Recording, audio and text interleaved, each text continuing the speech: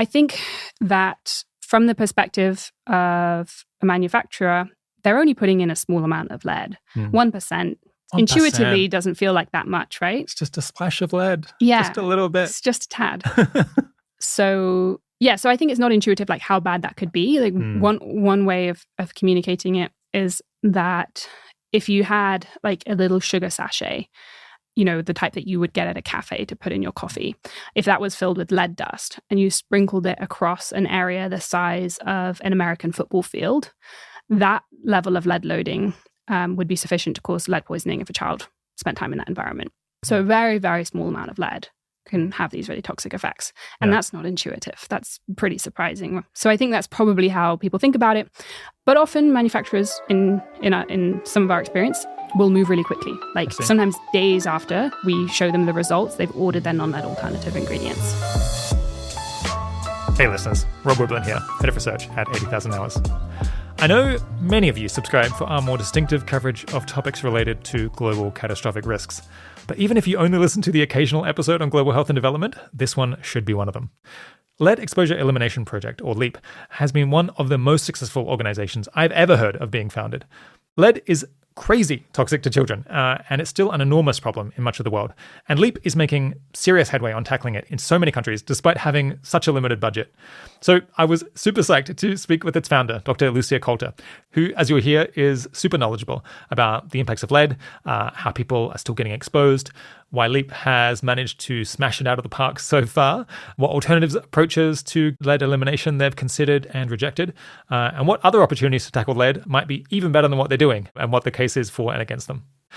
LEEP's story and the lessons, the generalizable lessons that come from it, are something that I think you really ought to know. Lucia also talks about how she managed to start this really successful organization despite having very limited relevant experience, because in significant part, she got the support of the charity Entrepreneurship Incubation Program. She also explains why she pledged to give away 10% of her income to highly effective charities when she was an undergraduate. And I push back a little on whether that is a good idea for everyone necessarily. Plus, she and I recorded this in person in London, and we just have a lot of great bands. If you feel inspired by this conversation and tend to give to global health and development causes, and you haven't done your holiday giving yet, you could do a whole lot worse than head to leadelimination.org and give some lovely young babies the gift of not getting lead poisoning at an expected cost of less than $2 per child. And if you feel even more excited about LEEP than that, do note that they are about to hire a couple of project managers. Those job ads should go up on the 20th of December. But if you go to leadelimination.org/jobs, you can actually join a mailing list now and get notified about those positions when they do go up. Without further ado, I bring you Lucia Coulter.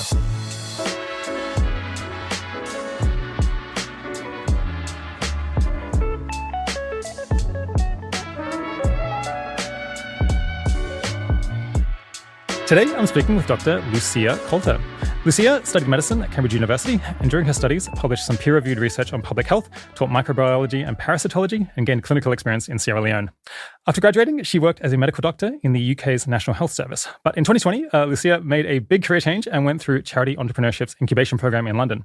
This led her to found Lead Exposure Elimination Project, or LEEP, a health policy nonprofit working to reduce childhood lead exposure. No great surprise there, in low and middle-income countries. That's because she believed lead exposure in low and middle-income countries was far more harmful than commonly appreciated and extremely neglected by nonprofits and philanthropists. While it's only been around for 3 years, as we're about to hear, LEEP has already had a remarkable string of successes and has a lot of big fans out there who I'm sure are going to be very excited to listen to this interview. As if that story wasn't badass enough, Lucia is also a member of Giving What We Can, having pledged to give 10% of her income to the most effective charities that she can find. Thanks for coming on the podcast, Lucia. Hi, thanks so much. It's really great to be here. I hope to talk about some thought bubbles I had about how to get more sweeping lead elimination, as well as the completely mad story of lead being put right into food in Bangladesh. But first, most people probably have a reasonable sense that it's not healthy to chow down on a handful of lead. But is it possible to give us an intuitive sense of just how bad lead is for your health? Yeah, so lead is extremely toxic. One way to think about why is that basically it mimics calcium and other metal ions that serve these essential functions in pretty much every part of the body. And we've evolved for the vast majority of our history in an environment where lead was buried in the earth. And so our cells are just not well adapted to tolerate any of this interference.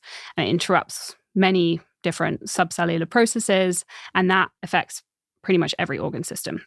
So we could think about it in terms of like what would the impact be on the average child in a low middle income country. The average child in a low or middle income country has a blood level of around 5 micrograms per deciliter. And that's high enough to cause like health, educational, and economic impacts. So a child with that blood lead level would have a reduction in IQ anywhere from around like 1 to 6 IQ points, depending on like which analysis you take. And then that in turn will affect their future earning potential. They'll also have reduced educational attainment. There was a recent analysis by the Center for Global Development that pretty conservatively concluded that that would be equivalent to around 1 year of lost schooling. And then it also causes an increased likelihood of cardiovascular disease and mortality from cardiovascular disease. And that could be as high as a relative risk of around 1.5 at the average level of lead exposure that children have in low middle income countries. That's according to a recent analysis of US data. And then on top of all of that, it increases risk of kidney disease, anemia, fetal health problems, behavioral disorders, ADHD, and possibly even mental health problems and dementia. Yeah. So one thing is lead, because we evolved for so long in an environment where lead was not present, we also don't have any bodily process for removing lead. So it tends to just hang around in the body for a very long time. And it ends up in all kinds of different tissues. I think in adults, often it can end up in the bones and it tends to hang around there a long time and then gradually leach out over decades even. Yeah. But it's not something that you just consume and then pee out very quickly. It hangs around for a long time. And as you're saying, it mimics other metal ions that we do need to use. And so it interferes with all kinds of different enzymes throughout the body that are doing just the basic work of a cell. It's getting in there and just screwing them up constantly. It's also like mimicking calcium ions in the brain. So it gets into the brain and then it screws up the ability to send signals between neurons. Yeah. And that's particularly dangerous when children are very young and their brains are developing, because that's such like a complex and delicate process, which is why it has such a severe impact on young children by impacting the way that their brains are forming and all those neurons are connecting in the very early years. Yeah. So just given that it can interfere with so many different bodily processes, I guess in the places where we've checked and we've been able to see it, we can measure big damages that it's causing. And you might guess that in other organs, maybe the damage to the spleen or to I guess we're saying the kidneys, it is a serious issue, or perhaps the liver. Maybe it's not as severe in other organs, but you would just guess that it's messing up enzymes there too, and probably just causing all kinds of like micro damage throughout every cell, more or less, in as much as you have a reasonable amount inside you. Yeah. And what you said about how it's kind of deposited in the bones. So it's deposited in the bones, but then it also kind of is released from the bones at kind of a relatively constant rate. But then there are periods in your life, particularly in women. So when women are pregnant, their bones will release more lead because they're releasing calcium for the baby to absorb. And then that is absorbed by the baby. So the mother can actually pass the lead that they've accumulated through their lifetime to a baby, which is pretty concerning. And then when women go through menopause, again, their bones change in their structure and the lead is again released into their blood, which can probably increase the harms of lead at that time. So there's a lot of really scary stuff going on in there. Yeah. Okay, so we've got the effects on brain development where at levels that are quite common, kind of even in the UK or US, and very common, I think, in poorer countries, around, you're saying 5 micrograms per deciliter? Yeah. I think I'm just going to start using the numbers, I think, with this, because that's a bit of a mouthful. So we're talking about like 5, 10, 15 as different blood levels. Yeah. Even at that level, it's causing 1 to 6 IQ point loss. It's causing, as a result, or basically, the same thing as to say it's causing people to do worse at school, to be less able to be productive at work. It's also increasing people's risk of cardiovascular problems by 50%, is what you're saying. And that's at kind of pretty standard levels, not even, exceptional levels of lead. It's also been accused of a bunch of other stuff as well, right? So you're saying there's mental health. There's also, I've heard there's a link between people being exposed to lead and committing crimes and just generally engaged in uncontrolled, impulsive behavior. Do you know how strong the evidence is for that? There have been 2 recent kind of meta-analyses looking at this. I think they identified some publication bias in the literature, but still identified that there's probably a real link. I think it was something like maybe somewhere between 7 and 30% of the variance in crime in the US since the 70s might be explained by changes in lead exposure. Okay. Yeah. So quite substantial. Yeah, I guess all of this stuff is a little bit hard to prove and pin down very precisely because lead is so clearly toxic. You could never run an experiment where you gave half the kids a bunch of lead and saw what happened. So we're forced to use kind of natural experiments where we see random variation that occurs in how much lead people are exposed to and then look at the outcomes, or try to do controlled studies where, we control for someone's age and their socioeconomic status and then see whether lead has some additional effect. But none of it is super precise. So in countries where lead is a more serious problem, where they haven't really gotten on top of this in the way that the US or UK mostly have, how large could the effects be there on children who are currently getting exposed to kind of alarming levels of lead? So do you mean kind of like overall estimates for the burden in low middle income countries? Yeah. I was thinking, I suppose, how much might it reduce someo's healthy life expectancy? It might be one measure. I guess there's so many different channels of harm here that it's a little bit hard to know what, you could use dollars, you could use, years of healthy life expectancy. You can also use school results or, IQ measurements. Yeah, I think one way to kind of like summarize some of that is to look at like kind of overall DALY burdens and that sort of thing. So it's estimated that in low and middle income countries, around 20 million DALYs per year are caused by lead exposure. That's estimated by the Global Burden of Disease Study. And estimates for like cardiovascular disease mortality vary quite a lot. Estimates vary from around 1.6 million deaths a year to 5.5. The vast majority of those being in low middle income countries. And then the economic toll, again, the estimates vary. So from around $1 trillion of lost income a year to around $2.4 trillion. This is international dollars. Hey everyone, we talk a bunch about DALYs here. DALYs are, just to remind everyone, are disability adjusted life years. So one DALY would represent someone's healthy life being shortened by a year, or the quality of their health being halved for 2 years. For example, if they had a severe chronic health problem for that time. All right, back to the show. Yeah, I think there's some controversy in the kind of public health world about just how bad lead is for you, right? I think there's been some recent estimates that have pushed up the estimates for how much harm is being done quite substantially by like 2 or 5x. Did you know, what is the nature of the disagreement in as much as there is one? Yeah, so this like upper estimate, the 5.5, is from a World Bank report that was released in The Lancet just a few weeks ago. And I think it's basically derived from regressions of blood levels on cardiovascular mortality in the US and trying to control for a bunch of things and then applied to like the global population. So I think I haven't looked into this much yet. The paper only came out quite recently, and I haven't had a chance. But I guess that the biggest problem would be, whether or not it was possible to control for things enough to basically see if the controls are doing enough. And then the other estimate, the lower estimate, the 1.6, is from the Global Burden of Disease Study, and I think that's more likely to be an underestimate. Basically, it only looks at the mechanism of lead exposure impacting cardiovascular disease through hypertension, so through increased blood pressure. And we know that there seem to be substantial effects on cardiovascular disease through other mechanisms as well, like more directly damaging arteries and that sort of thing. So something in that range. Something in that range. Yeah. I mean, it hasn't been particularly consequential for us. Even the lower number is extremely high, and it makes interventions addressing that exposure look really very cost effective if they work. So, yeah. Yeah, I suppose, these days there's something like 600,000 children die of malaria every year. And I guess, malaria is a big deal.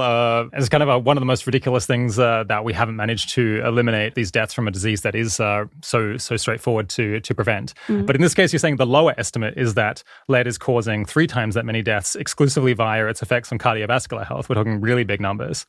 And in terms of underestimating the effect, a really interesting tidbit that I learned while doing background research for this is that in terms of the health literature, if exposure to lead reduces your IQ below 85, then that counts as a health impact, an official health impact, because now you kind of have a learning disability. If it reduces your IQ from 100 to 95, that doesn't count as having any health impact at all, because 95 is still considered a normal IQ. Yeah. And I think by any normal standard, any parent would not really want their kid to lose 5 IQ points. So it really systematically underestimates the impact that it's having on people's well-being. Yeah, I think that's right.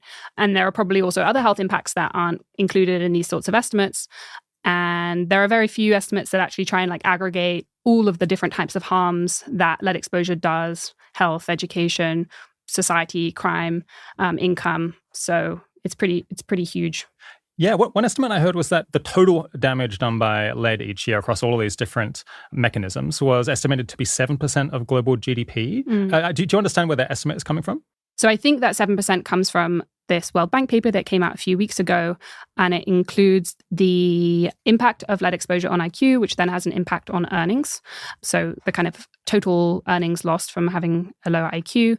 And then the other thing it would add to that is the impact of lead on cardiovascular disease mortality, and then kind of converting that lost life into an economic value, and then taking that total economic loss and looking at what that is equivalent to in terms of a percentage of GDP. I think that's probably what it is. Yeah. So even that doesn't really incorporate necessarily all the other kind of economic consequences or health consequences, but for the reasons that we talked about before, might be an overestimate in some ways. Anyway. Yeah.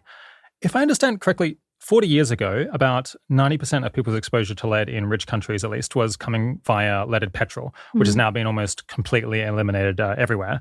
Well, I guess except for avgas. This is one crazy thing that I learned, is that we haven't figured out a way to run planes safely without putting lead in the petrol there, which is still now is one of the top reasons that people still get exposed to lead in countries like the UK or the US.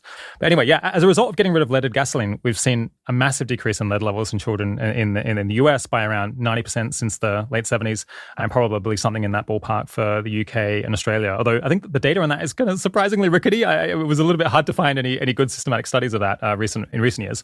But an interesting thing is that the research suggests that most damage is done by the first bits of lead that you get exposed to. It's actually kind of the first milligram that's doing the most damage per milligram, and then you get kind of gradually declining damage, which is counterintuitive. But I suppose the mechanism might be that as you get exposed to more and more lead, kind of all the damage that can be done by lead specifically has already been done, and it kind of runs out of low-hanging fruit to harm you even more. Yeah. Anyway, if that's the case, the damage that lead is doing to people's health, even in rich countries where the exposure levels have been reduced 90%, could still be really quite meaningful. And it's not necessarily enough to reduce it 90%. You really want to reduce it by more like 99 or 99.9% in order to feel comfortable that we've done enough.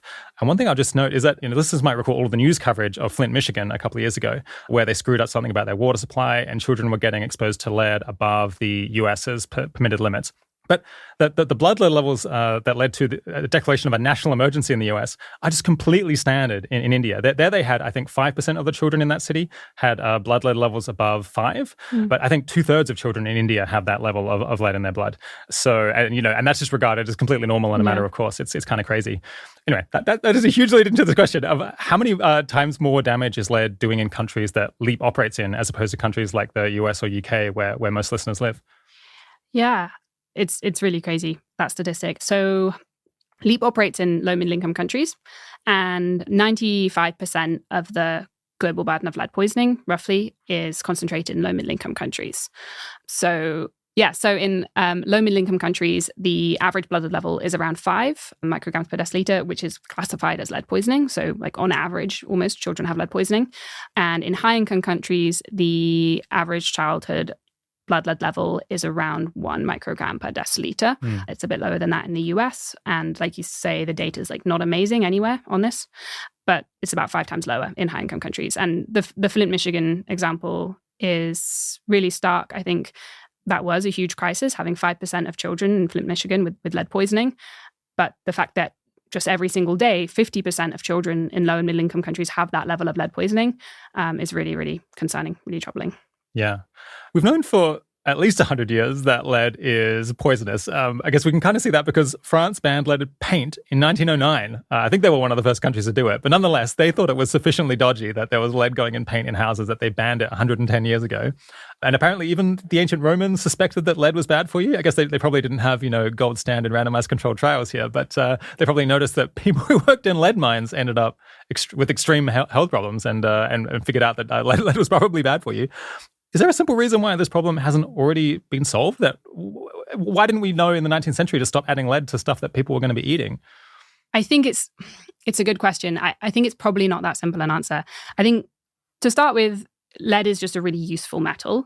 It's abundant, it's malleable, it's durable, and its compounds make loads of really helpful things like strong glazes, bright pigments, anti-knocking fuels.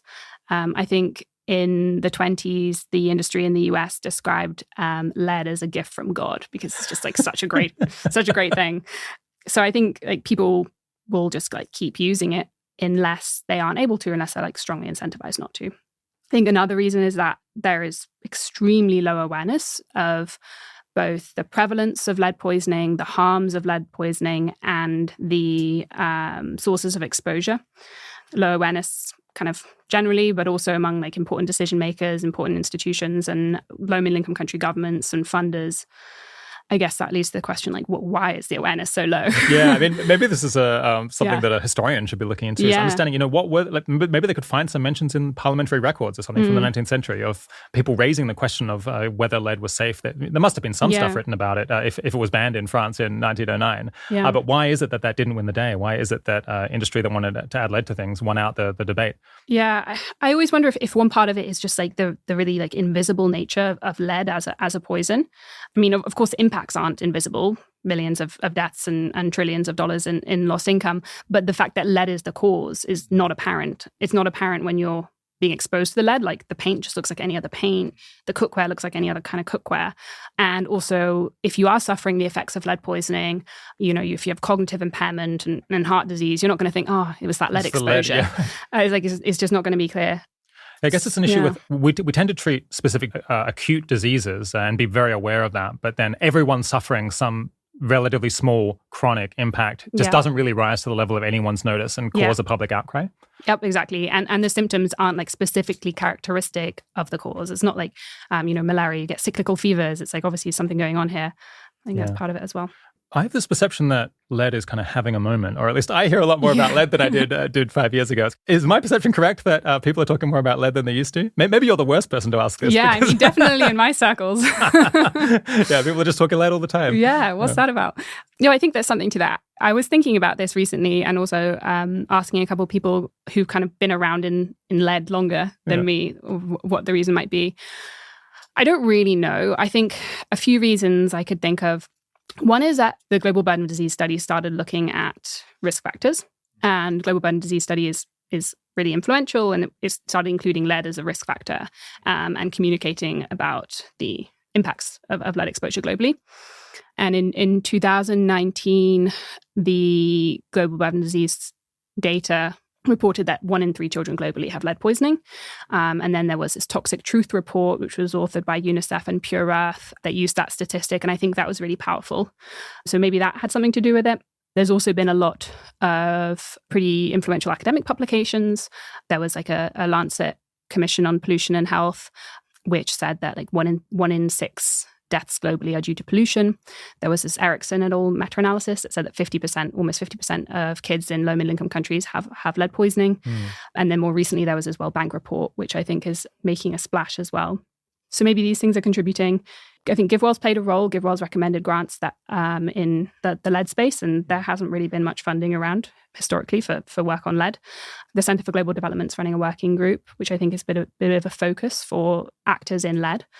Yeah, so I don't know if these things are causes or symptoms, but I think you're right. There's something. Yeah. I mean, I guess a very simple answer would be that it's a huge deal. So it's no surprise that people are paying attention to it now. Maybe what we need to explain is more the question of why in 2000s weren't people talking about this much more. Yeah. All right. That's enough about lead as a problem at a high level. Let's talk about the Lead Exposure Elimination Project. We'll get to more recent events later, but can you start by telling us this amazing story of some of the very first things that you did? Yeah. Earlier in the story, what did LEEP set out to attempt in Malawi? So our goal in Malawi was to first find out, is lead paint a problem here? There was like no data to begin with. And then to find out if it is, could we support the government to act on it? So we went to Malawi. We partnered with the University of Malawi, and we conducted some basic market analysis and then bought every brand of paint that we could find, 3 colors of each. And we dried them and sent them to a lab and got them analyzed for lead. And we found that 57% of the samples that we tested had very high levels of lead, which was kind of surprising. I mean, we knew regionally this is likely, but we were like, wow, this is really a thing. And no one knows this is a thing. That's... Yeah. Was it high levels even by the standards of leaded paint, or just, typical for paint that's leaded a lot? Yeah, so varying, but kind of some over 1% lead. It's not that untypical for leaded paint, but the limit is less than 90 parts per million, and we're talking like 10,000 parts per million. So it's like 100x what would be the safe level. Yeah, exactly. So we brought that to the Ministry of Health and the Malawi Bureau of Standards, and they were really receptive. The Malawi Bureau of Standards basically said that they had thought that this practice had been phased out years ago. Like, understandably, they're like, we thought this was an outdated technology. And so although they had a standard in place, like mandatory standard, it wasn't being monitored or enforced because it just wasn't known to be a problem, and that this data was a real kind of eye-opener. And at that point, they immediately committed to implementing the regulation. So that was really a great start and happened like more quickly than we expected that it would. How much did it cost to do these tests, and how long did it take? So it takes about a week or two to find all the paints, dry them, and then you send them to the lab, and that takes another week for them to come back. And it costs around $27 a sample. So a study overall will cost less than $5,000. Yeah. Yeah. Okay. And then you let the government know this. Mm-hmm. Was it hard to find the right person to notify and get them to answer your emails? It was not too difficult. We just reached out to anyone we knew who might have a relevant connection, and they'd put us in touch with the next person. We'd ask their advice and like, who should we speak to about this? Who would be the relevant authority? And then they connect us to the next person, and it worked like that. Everyone was like really helpful and really keen to help us like get to the right place. Yeah. Yeah. Okay, so it was already illegal to be doing this. Mm-hmm. The paint companies were sticking lead in there anyway. Maybe they weren't thinking about it that much. The government certainly wasn't thinking about it because they just didn't realize that this was happening at all. Yeah. And once they found out, was there a quick turnaround in actually removing lead from the paint? So it's a bit of a process to get like enforcement going and to get the regulation implemented. Like, it's one thing to have it on the books. It's another thing to have the kind of processes set up to be collecting the right samples, to have testing capacity and that sort of thing. So over the next like year or two, we were helping the Malawi Bureau of Standards, supporting them with testing capacity, updating their regulation to make it more enforceable, and making sure that like the right samples were being collected. It needs to be kind of colored paints because they're much more likely to be leaded than white paints. And in the default kind of globally for anyone doing kind of monitoring of a paint industry would be to just collect white paints. I see. So you'd naturally miss lead in that. So that's a bit of a process. And then industry typically is like unlikely to reformulate until they feel that there will be consequences. So initial... Did you call them up and say... Yeah. I mean, we spoke to them before we did the study. Okay. And we said... you're aware of lead as an issue in paint and that sort of thing. Broadly, they said that they were aware of it, but that maybe some other manufacturers were doing it, but not them. Yeah. So then we come back with the results and we say, oh, there is a lot of lead in your paint. And they're like, oh, okay. And at that point, we offer our support. So we can help in quite a few ways. We have a paint technologist who's absolutely amazing, who can give really detailed technical support with the switch. We can help them find suppliers of the non-lead raw materials, which can sometimes be a barrier because their usual suppliers might not necessarily supply these non-lead alternatives. We also offer to retest their paints for them so they can be confident that they're lead-free and that sort of thing. So some of them engaged, some of them didn't really. Some of them said to us like, I don't really know. Does the Malawi Bureau of Standards really have testing capacity? Do we really have to do this? And so we were like, wow, yeah. That's ballsy to be saying. Okay, sure, you busted us, but we don't think that you have the testing capacity to check again officially. Yeah, exactly. Interesting. Were any of them mortified? Sounds like no. Not that was apparent to me. I mean, I don't know how they were feeling internally. In like a professional context, you might not really like let on your real feelings about it. Yeah. I think that from the perspective of a manufacturer, they're only putting in a small amount of lead. 1% intuitively doesn't feel like that much, right? It's just a splash of lead. Yeah. Just a little bit. It's just a tad. So I think it's not intuitive like how bad that could be. Like one way of communicating it is that if you had like a little sugar sachet, the type that you would get at a cafe to put in your coffee, if that was filled with lead dust and you sprinkled it across an area the size of an American football field, that level of lead loading would be sufficient to cause lead poisoning if a child spent time in that environment. I see. So a very, very small amount of lead can have these really toxic effects. And that's not intuitive. That's pretty surprising. So I think that's probably how people think about it. But often manufacturers, in some of our experience, will move really quickly. Like sometimes days after we show them the results, they've ordered their non-lead alternative ingredients. I see. Do you know what's motivating those ones to move faster than the others? I think it could be that, they think this is the right thing to do. And I think sometimes beforehand, it's not always obvious to everyone in the company that lead is being used. I see. The names of these pigments they're called things like lemon chrome, PY34. They're not called like lead. So maybe some manager finds out, and that manager assumed they weren't using lead, and then when they find out that they were, they're like, what are you doing? Exactly. Yeah. I think it can also be brand reputation. Like sometimes if it's like a brand with a reputation for being high quality, then that could be really important for them. And sometimes it's just that they want to, get ahead of any incoming regulation or incoming penalties. Yeah. There's a really inspiring guy from the paint industry. He's called Johnson Ongking. He is a VP of a big paint company in the Philippines. And when he found out about the use of lead in the paints in his company, they switched immediately. And then he's been since kind of advocating for regulation in the company and also kind of more broadly. And he gave a talk for us to show manufacturers. And he speaks really inspiringly about the moral responsibility on industry. And the way he puts it is like, you have a choice to be like the hero or the bad guy of the story. And I think that's really cool when it's coming from industry to industry. It's not really, I think, a type of messaging that would be helpful for us to say. We should maybe just explain a little bit why it is that lead in paint is such an issue, because most of us are not in the habit of eating that much paint. But lead affects kids the most because it gets into their brains as they're developing and basically screws up the wiring, I suppose, as it's developing. And then they have like lifelong learning disability issues. Yeah. And little children, unlike adults, tend to crawl along the floor where paint dust and paint chips can fall off. And then they tend to lick things. They tend to stick stuff in their mouth much more than adults do. And so they end up potentially eating paint, basically, or consuming paint dust incidentally. Yeah. And that's how it can be quite a significant impact on children's lead intake, even if it isn't a very big one for adults.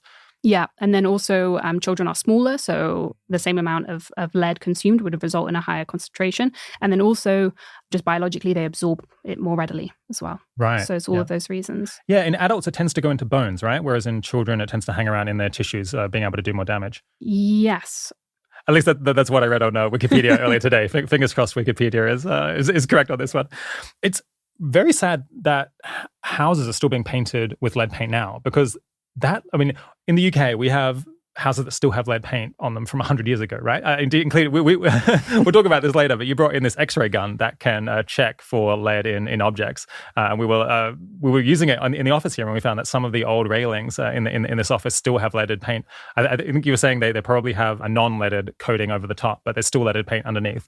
Anyway, the paint that is going on to houses in India with lead today are going to be there for decades, possibly 100 years in some cases, still poisoning children out into the future, because it's so difficult to remove leaded paint once it's on a building. You normally don't strip off all of the paint completely; you just paint over it. Yeah, exactly. And also, a lot of these countries where the lead paint is still on the market, they're going through periods of population growth, urbanization, economic development. So there's big growth in the paint market, and more paint is being put into new homes all the time, and it's going to remain a source of exposure for decades to come. Kind of reminds me of there's a real urgency in stopping this from happening now, especially given these long-term impacts. Yeah. Okay, let's close the loop on the Malawi story a little bit. So what has happened since then? Is lead out of paint in Malawi more or less a couple of years after you did this initial survey? So a few weeks ago, I was back in Malawi, and we were doing a follow-up study together with the Malawi Bureau of Standards. And we found that there's been a substantial reduction in the amount of lead paint on the market. The biggest brand, which makes up the majority of the lead paint market share, appears to have switched to lead-free. And other brands have switched to lead-free in their dryers. And there are just a few remaining smaller brands that are still using lead pigments, but are in the process of reformulation mostly. And they say that they will have their lead-free paints on the market by early to mid 2024. So most of the lead paint in Malawi looks to have gone now. Yeah, and what remains is probably going to be gone within the next few years. Yeah. And I guess you'll follow up, or the government in Malawi is going to follow up and make sure that that's the case. Exactly, basically. Yeah, they're on it. Okay, so this has cost LEEP tens of thousands of dollars, and it's cost the Malawi government not very much, I imagine. We're talking, it's not a lot of staff time. There's not a lot of resourcing that's required here. And potentially you're bringing forward by years, possibly decades, the removal of leaded paint in Malawi, which is going to reduce lead exposure for hundreds of thousands, millions of children for over many years.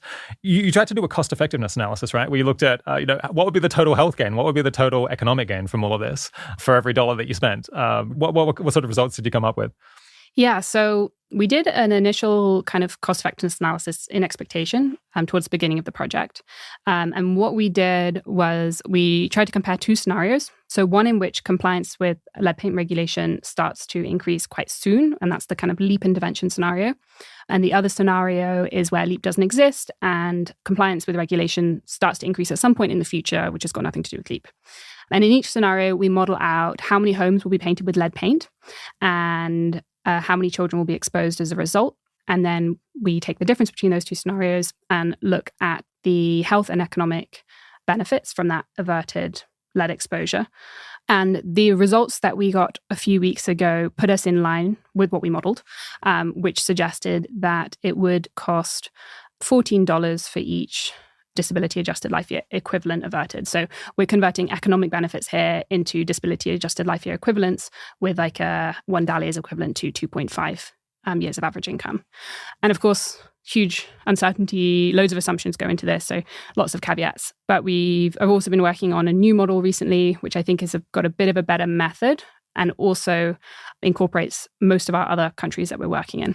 And the results are looking pretty similar. So that's kind of makes me feel a bit more confident in the results. And then also Founders Pledge has conducted a cost effectiveness analysis on our programs, on a bunch of our programs, and it's also in a similar range. So it looks pretty promising. Okay, so the idea is, you've managed to do the goodness equivalent of giving someone an extra year of healthy life in expectation, so kind of on average across all of the different scenarios for $14, which is extremely good value by the standards of health interventions in the developing world. I think that's more effective than the classic charities that GiveWell recommends that reduce malaria and maybe even than the ones that do deworming and so on as well. What are the biggest uncertainties that go into an analysis like that? I imagine there's some things that seem fairly clear and other things that you kind of have to slightly guess a bit. Yeah, so one of the big uncertainties is how many years are we actually bringing forward regulation? It's pretty hard to predict the future, so that's always going to be an uncertainty. And we use different numbers of years for different countries, depending on like what stage of progress they were in to begin with. For Malawi, it was 8 years. Another uncertainty is how much is lead paint raising blood levels? So like what is a blood level impact if a child grows up in a lead-painted home? There's actually surprisingly very, very little data on that. So we try and work that out in a few different ways, mostly looking at data from the US. And then another uncertainty is what number do we use for the health impacts? So we have these DALY estimates from the GBD, the Global Burden Disease Study, which is from the Institute of Health Metrics and Evaluation. But the numbers from the GBD, so like the 2019 numbers, which are the most recent numbers, they refer to the DALYs experienced now by like lead exposure that was mainly experienced years ago by like a cohort that was born decades ago. So it's not necessarily equivalent to the DALYs that are being that lead exposure now is responsible for. Right. So things like this. So we try and take account of these things and try and be conservative, but there's always a lot of uncertainty.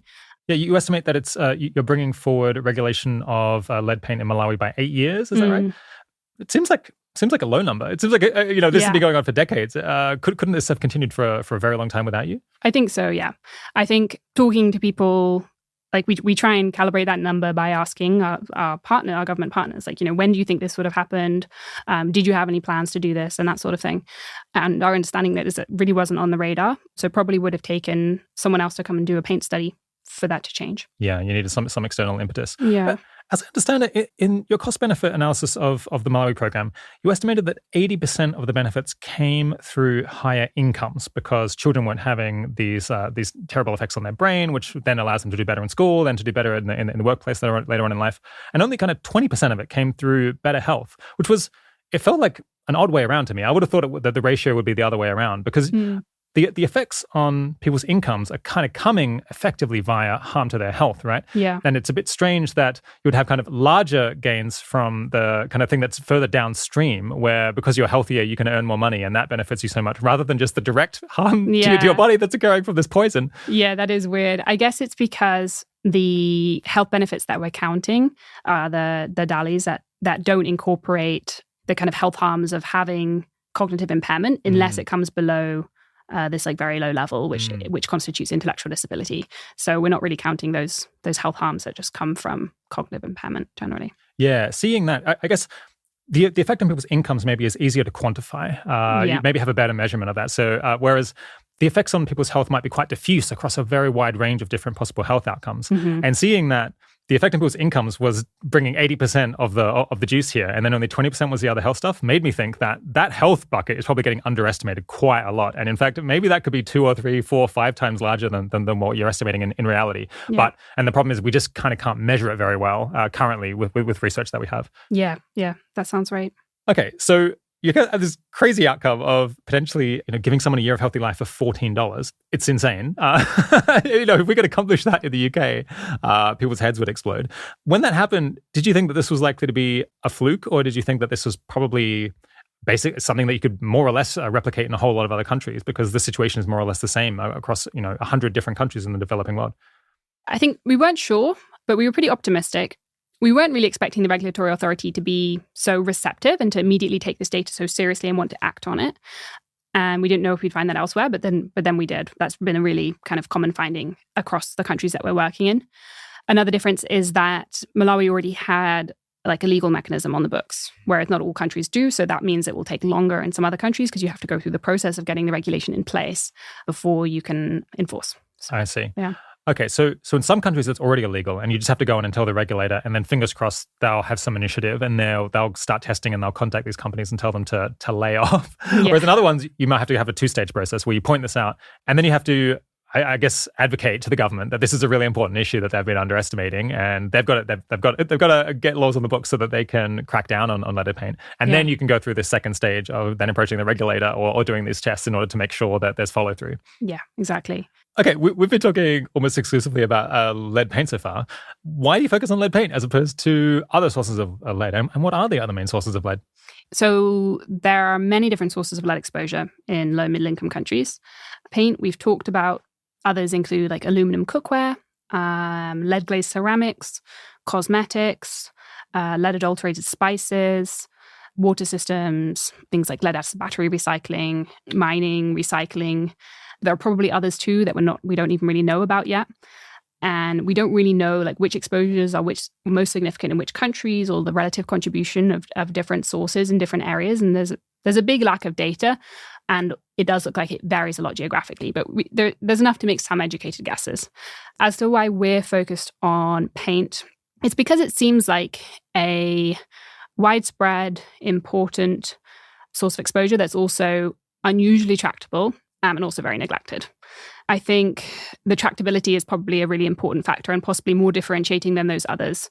We know that with a little bit of support, low-income country governments can get lead paint off the market, which is like a big reason why it's kind of so cost-effective to work on. Yeah. Let's just pause again on what those other sources are. Okay, so there's like lead acid batteries from cars. There's people who are doing like informal recycling of those, like, I assume in pretty poor areas. And of course, if you're involved in that, that's a massive exposure of lead for you. And I guess it ends up in the soil. If you live nearby. Okay. Yeah. So that's going to be concentrated in particular locations, but then very severe in those spots. Exactly. Then I did not know this until recently, but there's lead put in sometimes in crockery that people are eating off of. And you're saying there's lead glazes. So sometimes you put colorful things, colorful decorations onto bowls that people are eating out of, and that can have very high concentrations of lead in it. Yeah. So the paint on the kind of paint put on bowls or whatever, that could have very high concentrations of lead, but also just the normal glaze that's used to like seal a piece of pottery, like just the normal ceramic, that often has very high levels of lead. It can be like sealed and fired at high temperatures and done in a way that it means that the lead doesn't leach into the foods very much. But in many low and middle income countries, it's done in a way where it does leach into the food a lot. So in South America and Latin America, that's been a big problem, probably also in a number of other regions as well. But that people haven't even identified that it's an issue yet.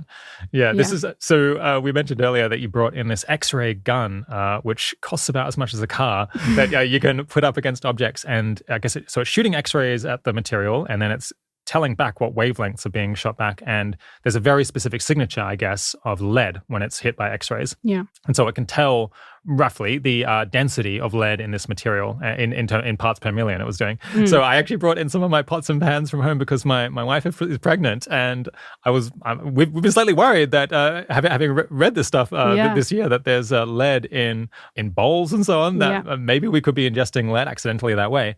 Fortunately, as it turned out, most of the cups and bowls in our house, it seems, are pretty safe. There wasn't zero lead, but it was really, really very low, enough that we shouldn't really stress about it. Yeah. But you tested some bowls in the UK, and you found that it's actually like alarming levels even in London? Yeah, I tested my parents' plates at home, and it was above the limit that the machine will test. So over 10% lead in the glaze on our just like everyday dinner plates, which is actually legal in the UK because the regulation is about leachability. So they'll test how much lead leaches into a solution when you're like using the item. But I'm suspicious because like I would not, eat off of a hunk of lead if someone said it was pretty well leaching, sealed. Yeah, I mean, also these plates are 30 years old. They've got scrapes on them. So surely, so these are antique. Or these are they're not antique. My parents are just. Okay. I see. They just don't replace their bowls very often. Okay. Yeah. So, but even newer things. So we were testing some newer items from like. I don't know if I should name the well-known brands. I see. But testing new items and. It was a very well-known supermarket chain in the UK. Really high levels of lead. You shop at it if you live in the UK. Yeah, exactly. So that's kind of scary. And then what was it at that place? It was also like 10,000, above 10,000. So it was more than and that was the parts more that than were 1% lead on the outside. Yeah, it was the parts that were like colored and patterned. So I think it was the paint. But then we also tested a teapot from another well-known UK brand, and that was very, very high lead. Yeah. And that was the glaze, I think, as opposed to the paint. So, so it's pretty crazy. We were saying before we started recording that someone really needs to buy one of these X-ray guns and make an Instagram account and a Twitter account and just go across shops pointing out how many objects that people use in their everyday life have lead. Put a photo of it, put a photo of the gun, and then say, well, I won't say the name of any particular supermarket. I won't single them out. But, X supermarket, you're selling pots that have 10% lead, or like 1% lead for people to eat off of. This is not reasonable. Exactly. I think it could make a massive difference. I think it would be a hit. I mean, people are obsessed with, maybe even to an excessive degree in some cases, about toxins in their environment. This is like among the worst toxins that we know of, and we're putting it in everyday objects, hoping that people are never going to eat off of a cracked plate or, continue eating off of this stuff after it's past its usual kind of use by date. Yeah, I would follow that account for sure. Yeah. I think it'd go big. Yeah, I think there's also issues with tin cans, right? Sometimes where they're soldered shut using something that has a little bit of lead in it. Yeah, so it used to be the case that they would be like just soldered shut with lead, but now I think it's more that aluminium can often be contaminated with lead. So aluminium or aluminum, it is melted at like a lower temperature than other metals, and in the recycling chain, lead just gets in there. So I think even in high-income countries, you can find a bit of lead in aluminium, but in a lot of low and middle-income countries, the like pots and pans that people cook from every day can be made from aluminium and kind of extremely high levels of lead. So could in the pots that we have at home here, could we plausibly have some meaningful lead in them? Probably if they're older or if they are from another country. I know that on Amazon you can buy aluminium like pressure cookers that are made in other countries that can have extremely high levels of lead. We tested my mother-in-law is from Pakistan. We tested her aluminum cookware, which she had bought from Pakistan, and that was 8,000 parts per million lead. And with aluminum cookware, I think there is evidence that it does leach into food. It's not like with sometimes the glaze can, in theory, not, but this is really a big problem. Isn't most cookware stainless steel? I would have thought that most of my pots and pans were stainless steel. They might be, Okay, yeah. Yeah, but I think aluminium is a very popular material in a lot of places. Okay, so I suppose one option would be to use stainless steel rather than aluminium if you were worried about this and couldn't find aluminium and brass are the higher risk ones. Okay, yeah. I find it really surprising that we're not more on top of this personally. But I guess as you're saying, it's the same reason that it's ignored everywhere, that it's this invisible thing that people don't even know later in life if they've been exposed to an unreasonable amount of lead. And then if they do find that out, they can't identify that it's a pot they used. So the amount of damage that can be done is really quite large before it ever gets picked up and people get angry about it. Exactly. Okay, so we had lead-added batteries. We had these things that you're eating off of or cooking in. What were the other main sources? Cosmetics is one of them. Okay, yeah, but these are fairly unusual cosmetics that are used in particular places, right? Or? They're probably not used very widely in the UK, but these are things like black eyeliners, like sometimes called kohl or kajol or surma, and they have different names in Africa, and they are quite popular in certain cultures, and sometimes they are made with lead sulfide, so they're basically just a bit of lead. Yeah, this has been found in South Asia, the Middle East, parts of Africa as well, and they can be put on children. They're often used on children, so that could be quite an important source of exposure. Yeah, extraordinary. Okay, and what are the others? So spices, okay, lead adulterated spices. Yeah. Turmeric salespeople and turmeric producers have found themselves putting a lead chemical in with their turmeric because it gives it a brighter yellow color, which allows it to fetch a higher price. But then, of course, everyone is eating lead in their spices. Yeah. Exactly. So you think lead in paint is bad, but it's the same pigment that is going in the paint is literally going in the food. So yeah, it's bonkers. If people are putting lead on their face in makeup, couldn't they end up with acute lead poisoning from that? I mean, I guess you don't eat makeup, but wouldn't be that shocking? I mean, a child is going to get it on their hands, right, and put it in their mouth. So I think you probably could end up with acute lead poisoning. I guess another source is leaded gasoline in the past that has ended up in soil, right, near roads. And so if children end up playing in soil, they can end up exposed to quite a bit of lead that way. And that's quite hard to fix because the concentration's not that high and it's not easy to remediate sites like that. Yeah, exactly. Yeah. Okay. So those are the main sources. Well, maybe. I mean, we don't really know what the main sources are or what the relative contribution is, and there could be others that we're not even aware of as being important. So yeah. Okay. So those are some sources. How is it that we have not? I guess in order to attribute the lead that you find in people's bodies, or how do you figure out where it's come from? Is the problem that it's not at all straightforward to do that? Yeah, it's not straightforward to do that. So there are some studies where you measure lead in people's blood, and then you measure sources of lead in the environment, and you try and kind of draw correlations between high blood lead levels and which sources are present. But it's not that easy to do. And it's not that easy to pick out the kind of widespread lower level exposures. It's easier to pick out like the hotspot exposures. So obviously, if you're living next to a lead acid battery recycling site, that's pretty easy to draw out that association. But if everyone's using lead contaminated aluminum cookware and everyone's living in a lead painted home, it can be quite hard to pick it out because there's not enough variation and it doesn't stand out. There's not a strong signature. Yeah. Well, one thing we didn't come back to was the lead in water because of leaded piping. Yeah. How big a problem is that? Yeah, so there's still a lot of lead piping in high-income countries. It's probably less of a contributor than old lead paint, but still not good. In low-middle-income countries, there has been found to be high levels of lead in water in some places. I think PVC piping is like more predominant or different materials of piping is more predominant than lead piping. But there can be other parts of the water system that can use lead. So that could be a real problem. I don't think it's very well characterized in low-middle-income countries. Yeah.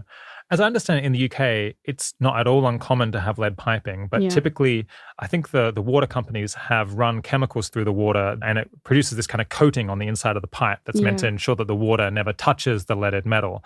And I guess the problem would arise if that didn't work completely or that broke down. Or if you're moving the pipes and something like that, Okay, yeah. So the typical situation is not that much lead, but you could have a hotspot if something goes wrong. Yeah, and not that much lead is still bad. That's the scary thing is not that much lead is still bad. There's because you're drinking it in great quantities. Yeah, and there's no level of lead exposure that has been shown to be safe. And like we were talking about before, even 1 microgram per deciliter, there's evidence that there's harms associated with that. And there's that kind of really steep relationship at the lower end of blood lead levels between blood levels and harms. So yeah. Okay, so you've chosen to work on paint. I think, if I recall correctly, you've had to guesstimate this a bit, but you think that maybe 20% of the lead in people's blood in the countries that you're targeting is from paint as opposed to other sources. But that leaves this other 80% roughly that's coming from other things. Mm. If you were to change to focusing on a different source of lead, what would be the pros and cons of working on some of the most plausible alternatives? Yeah. Just back to the 20% number, is that's really very uncertain. And in our new model, we calculate it a bit differently, and we come to something similar in that range, but kind of varying between countries between, I guess, like 7% and closer to 20%, depending on the country. But yeah, it's very uncertain. So the other part of the question was, what are some of the kind of pros and cons of working on on other sources. Exactly. I imagine that you've considered working on something other than paint, and you found some like ways that would be better and ways that would be worse than what you're doing now. Exactly. So one that we thought is pretty interesting is lead in spices. That's because, where spice adulteration is happening is likely to cause really high blood levels, and it looks to be really tractable to address. Like in a similar way to paint, it's being added and it's unnecessary, and with proper enforcement, you can just crack down on it. I think the argument against is that it's probably only happening in a handful of countries, maybe around 5 to 10 countries, and that there are other actors involved in some of these countries, so it's probably a bit less neglected. But there are also a lot of countries where it hasn't been studied. So we have actually this year we're carrying out a study right now into spices in Ethiopia. Ethiopia is a country that has a lot of production and consumption of brightly colored spices, and there's no data on whether or not there might be any lead contamination, any lead adulteration going on. So we think it's unlikely that we'll find high levels of lead, but we think it's an important data gap and worth finding out. So that's spices, pretty interesting. And if we found it, we'd work on it. Yeah. So I guess maybe we should just briefly say the story of the lead in turmeric in Bangladesh. So basically, a couple of years ago, I guess 6-7 years ago now, some researchers identified that a spike in lead poisoning in Bangladesh was due to this adding of lead to turmeric. They jumped on this because it was just such a severe problem. I mean, obviously. There's no benefit. There's no meaningful benefit to adding lead to turmeric. Don't you love the bright color? Yeah, it's so pretty. And it was causing an enormous amount of health damage. And I think a handful of people basically over a period of years, with a budget on the tens of thousands, possibly in the low hundreds of thousands of dollars, have managed to basically fix this problem. They, as it turned out, the people who were doing this, just sticking this chemical in the food, I think they realized that they were doing something that they probably shouldn't be doing, but they didn't realize just how extraordinarily poisonous this was at extremely low levels. Yeah. And they were not happy to find out what they'd been doing. And the government got involved and has started testing this. And people now go to the markets and make sure that everyone's following the rules and not adding lead to the turmeric. So this is an extraordinary success story. In terms of years of healthy life delivered per dollar of work, it's going to be absolutely off the charts and hard to ever match. I guess the problem is you can't scale it because something this awful isn't happening everywhere in the world all the time. Yeah. There's some very other countries that have had this issue, like I think Georgia is another one where people have had to target this, and I guess possibly Ethiopia could turn out to be another case. But it's like an absolute jewel, but there are not that many of them available. Yeah, exactly. Yeah, I think another thing about it is that it's a pretty similar intervention to ours, so it would be like a pretty good synergy with the type of work that we're doing. Yeah. So if you couldn't find, if tragically you don't find lead in spices in Ethiopia, what other things might be on the hit list that are competitive with lead paint? So aluminum cookware is pretty interesting. It seems to be pretty widespread in the kind of limited research that's been done so far. I think I'd want to see a bit more data on the extent to which it leaches into food and under what conditions. And there's some of that research going on at the moment.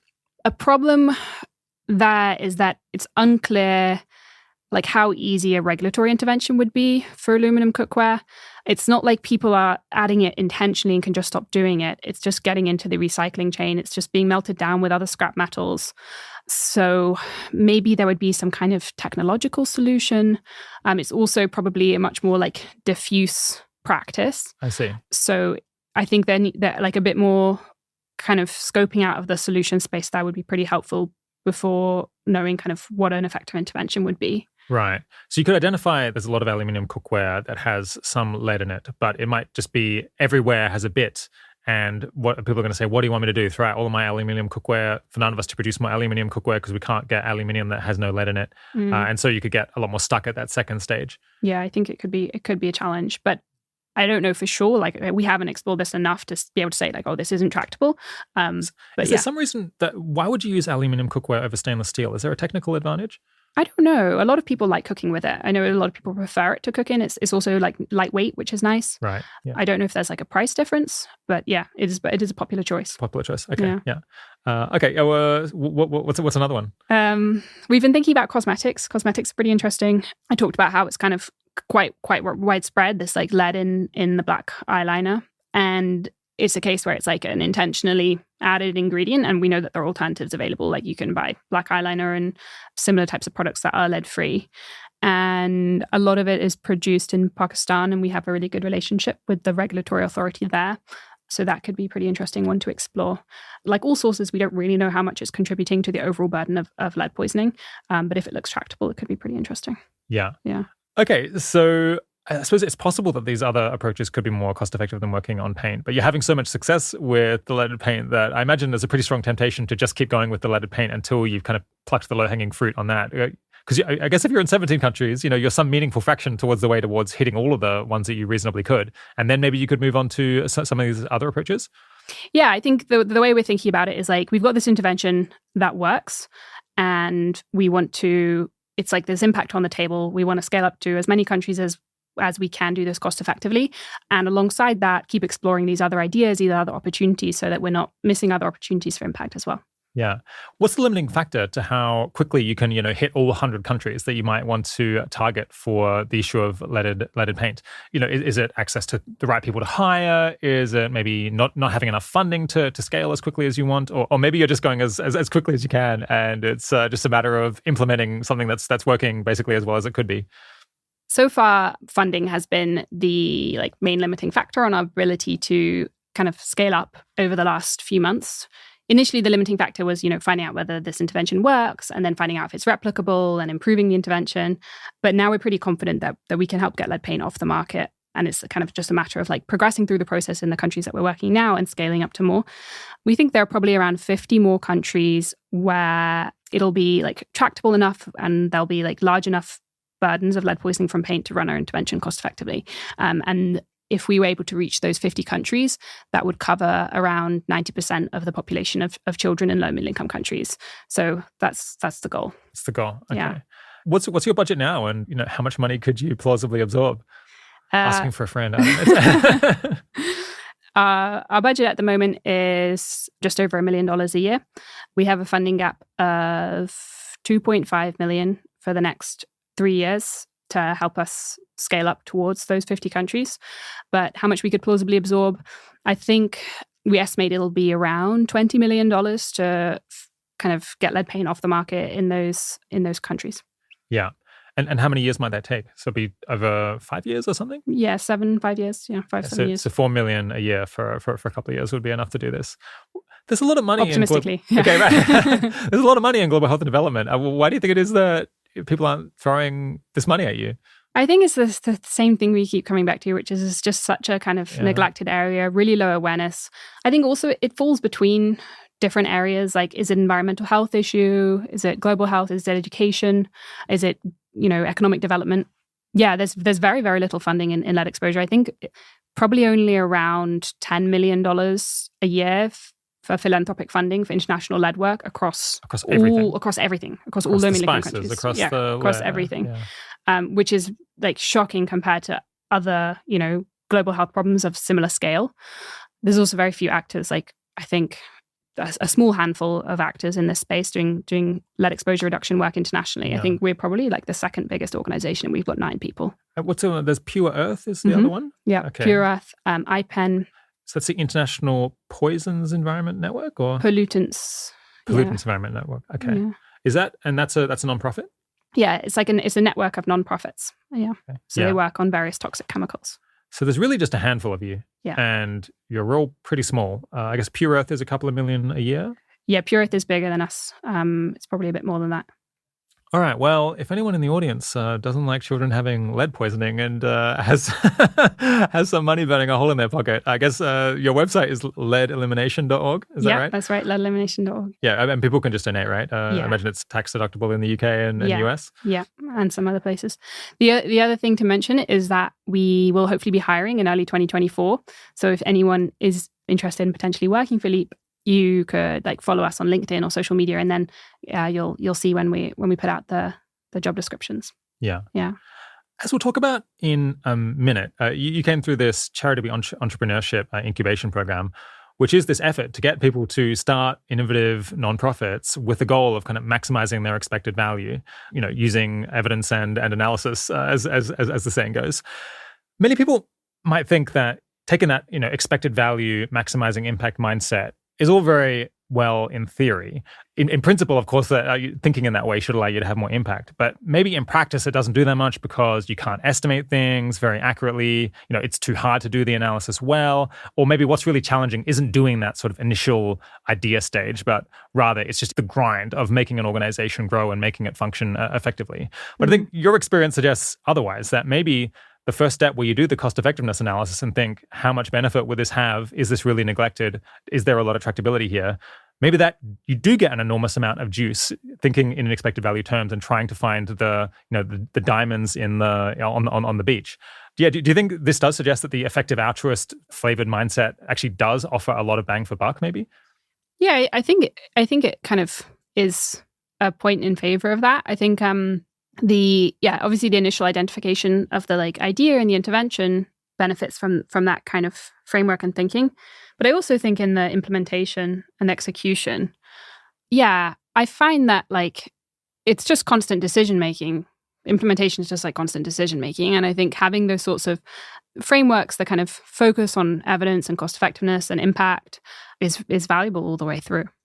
I think it would be easy to kind of start with an idea that looks really good on a cost effectiveness analysis, but then stray if you're not kind of keeping in mind that kind of focus on the cost effectiveness and ultimate impact and that sort of thing. So that's really baked into your decision making across the org, is to always be, I guess, do you actually do expected value calculations in your mind and on paper? Yeah, we do. And I think our whole team kind of think in that kind of way.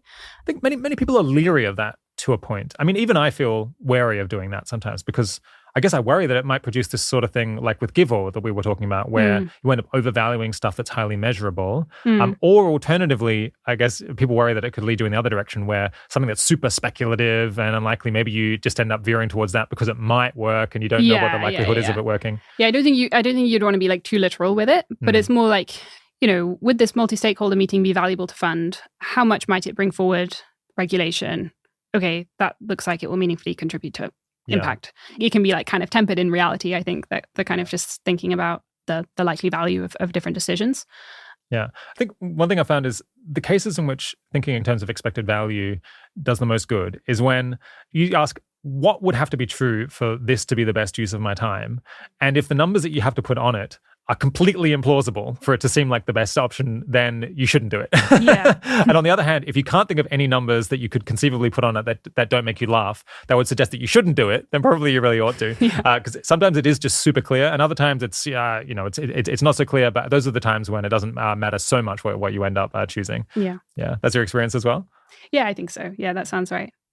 Okay. I would like to now maybe put some ideas that occurred to me while prepping for this interview to you. These are kind of me fishing around for whether there might be ways of getting rid of lead in an even more sweeping scale than what LEEP is managing to do with its current program. You can shoot them down. As I mentioned earlier, lead used to be used in car petrol everywhere. Yeah. And that has now been basically completely eliminated.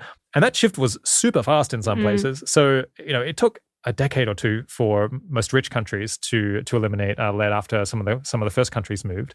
But then in 2002, leaded gasoline was used everywhere in sub-Saharan Africa. And then the United Nations Environment Programme made it a priority to try to change that. Yeah. And then by 2006, it had been banned everywhere in the entire region. So just within a couple of years, you get this complete removal of the source of the overwhelming amount of lead that people were getting exposed to. And that shift has to be one of the most cost-effective things humanity has ever done in terms of improving health relative to how much inconvenience it was to no longer have leaded petrol. I guess maybe it's competitive with smallpox elimination or something like that, conceivably. Could we do the same thing with leaded paint here somehow, that maybe what you need is a UN agency to just tell every country, you are out of your mind to have leaded paint. You all need to ban it and make it a priority to put a bureaucrat on testing this. And then you could maybe get the same kind of sweeping change from, that I guess you're trying to achieve as a non-profit in a slightly unofficial way. Yeah, this is, I really like this question. And it was something that we actually were pretty interested in trying to understand, how did this leaded gasoline thing happen in sub-Saharan Africa? It's called the Partnership for Clean Fuels and Vehicles. And so we had, intern Johannes did a little kind of case study on how did that happen. A few things that kind of stood out for me. So it was I think it was 2002 to 2006. Sub-Saharan Africa pretty much ended the use of leaded gasoline. So one thing that was going on there, which doesn't really apply in our scenario, but is interesting, is that catalytic converters started being used in cars. Did you read about this? I've heard of them. Yeah. They're meant to make the smog that comes out less horrible, right? I don't actually know what they do, but Okay. they convert things catalytically. But they break if you use leaded fuel. Okay. So that was kind of a big reason why leaded fuel just didn't make sense anymore. And it also meant that more industry was behind it, especially like car industry was behind it as well. So that was very helpful. Another thing about leaded gasoline is that almost all of the leaded gasoline used in sub-Saharan Africa was produced in just 20 refineries. Right. And they were consolidated. It's a much more concentrated industry. And they were consolidated in just a handful of countries. So there was like a really clear focus. And also those countries that those refineries were concentrated in were also in sub-Saharan Africa. So the governments have the kind of incentive that kind of cracking down on that will also benefit the population. So that's good. And that's the case for paint as well, which I think is helpful. Not the consolidation, but the fact that the industry is occurring in the same place that the people are being harmed. There was also really strong political will in sub-Saharan Africa for it, but interestingly, not a lot of public awareness. So this was something occurring at the government level where people got very passionate about this. Yeah. And in fact, the Global Alliance to Eliminate Lead Paint, which is this kind of body jointly led by the WHO and UNEP that LEEP's a member of, that was modeled after the Partnership for Clean Fuels and Vehicles. And they have made significant progress together with this NGO IPEN, which is another partner of the Global Alliance to Eliminate Lead Paint. I think that a lack of funding for the alliance has been a big reason why progress hasn't been faster. Okay. Yeah, I think more funding would make a difference there. Yeah. Okay. So I guess it maybe was 10 times worse. So maybe that's one reason why it was easier to get people really excited about leaded gasoline, because it was actually just doing more health damage than leaded paint is. Yeah. So I guess we're going to start with that. And then it was very concentrated industry. So there was only 20 places that this was being made in the entire continent. Yeah. And if you could just make hassle those particular places and hassle the regulators in those jurisdictions, then you could basically shut down the problem because people wouldn't be able to get leaded gasoline anywhere. Yeah. Okay, so that's a reasonable difference, whereas there's probably thousands of paint producers across Africa. Yeah, I see. It sounds like if you get sufficient funding, $20 million, not that much money in the scheme of things, you kind of could hit most of these countries. It sounds like you might be able to actually get something like this to happen over a period of 5 years. Maybe what's odd about this is that you're able to do this as a nonprofit that doesn't really have any official power, just by bringing the money and the person power and the attention to do some testing that probably kind of should have been happening anyway. Maybe I should be thinking it's remarkable that a nonprofit can do this just off its own bat without having to have the imprimatur of the United Nations behind it. Yeah, I mean, we do have the kind of the Global Alliance as like a real kind of point of credibility, and the fact that they're saying that this should be a priority as well. So that really helps, I think. Yeah. Who started that alliance? So it is kind of a joint initiative of the WHO and the UN Environment Programme, and it's chaired by the US EPA, but it's got loads of members. Okay, so there's this other more official government group. To what extent do you think that kind of group, a group coming out of the World Bank or the WHO or the United Nations Environment Programme, is in a better position to push this agenda than you are as a nonprofit? If you had it with a similar amount of money or a similar amount of attention going into it, what are the comparative advantages of each group? Yeah, there are definitely pros and cons. So like the WHO has really strong advocacy power and strong credibility. But as a small nonprofit, we have a lot more flexibility and we can be a lot more fast moving. So that can be quite helpful at times. So kind of working together is in a way the best, because you can have the WHO with the advocacy power and kind of adding credibility to the thing. And then we can be going in and actually like filling whatever gaps are coming up or identifying these low hanging fruit and adding value in that way.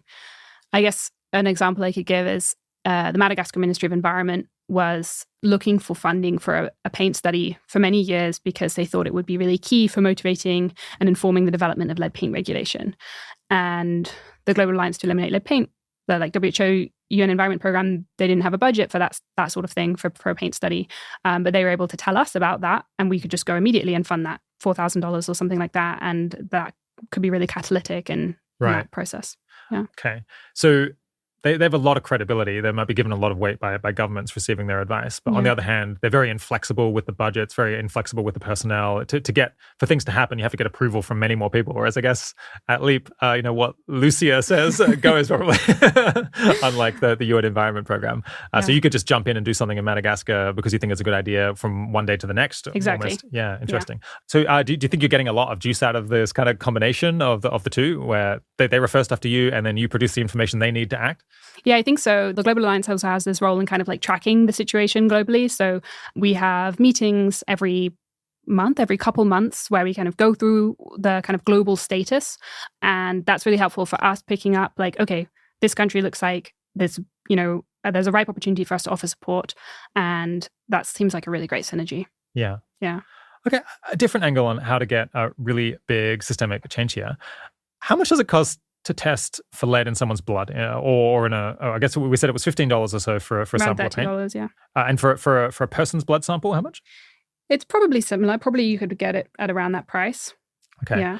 How much of a game changer would it be to have a way of easily and really cheaply measuring lead in blood or in objects or in paint? What if you could do it for $1 or less? Yeah, that would be huge. Okay. That would be a game changer. So if you could measure the lead content of objects like paint or other sources of exposure cheaply, accurately, and also in like a really kind of low tech, kind of simple, easy way, that would be like huge for the government testing capacity problem. Like you could imagine, like this lead gun that we have here, if a government regulatory authority could have one of those and it was going to be accurate and it wasn't going to break, they could, just go around testing those things and enforce on the basis of it.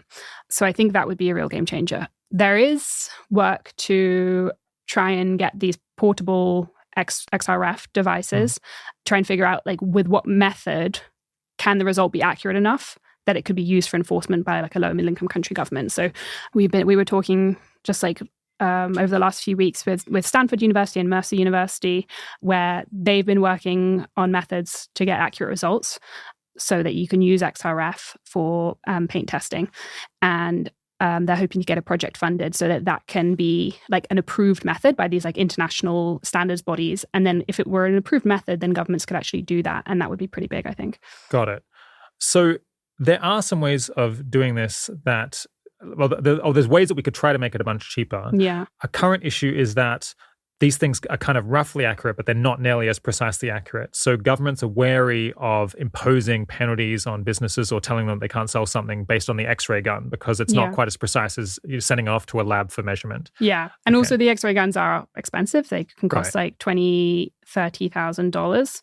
Yeah. But they're less expensive than the lab-based methods. If you test enough things. And you wouldn't need many of them. Right. Yeah. I mean, they're less expensive than the lab-based methods if you have to have your own testing equipment. If you can use an international lab, then that would be pretty low cost. Yeah. One thing I'm a little confused by is, when you stick that lead gun up against a bit of paint, sometimes it says, this is 100 times as much lead as is legally permissible on this. You might say, this isn't quite as precise as sending it away to a lab, but there's no ambiguity about whether this is leaded paint or not. It's very, very clear. So it seems like having that level of precision doesn't necessarily matter. You could basically still send them a letter saying, look, we know you have leaded paint, guys. We just did it with this gun. And if you don't get rid of it, we're going to test it properly in a month. Yeah, exactly. Or you could have a study or a method that says if it's testing above this level, then you can enforce on this basis. If it's because below, it's implausible that the real measurement is less than. And that would be really valuable. But it needs to be kind of credibly published by like an authoritative body for low middle income country governments to realistically be able to do that.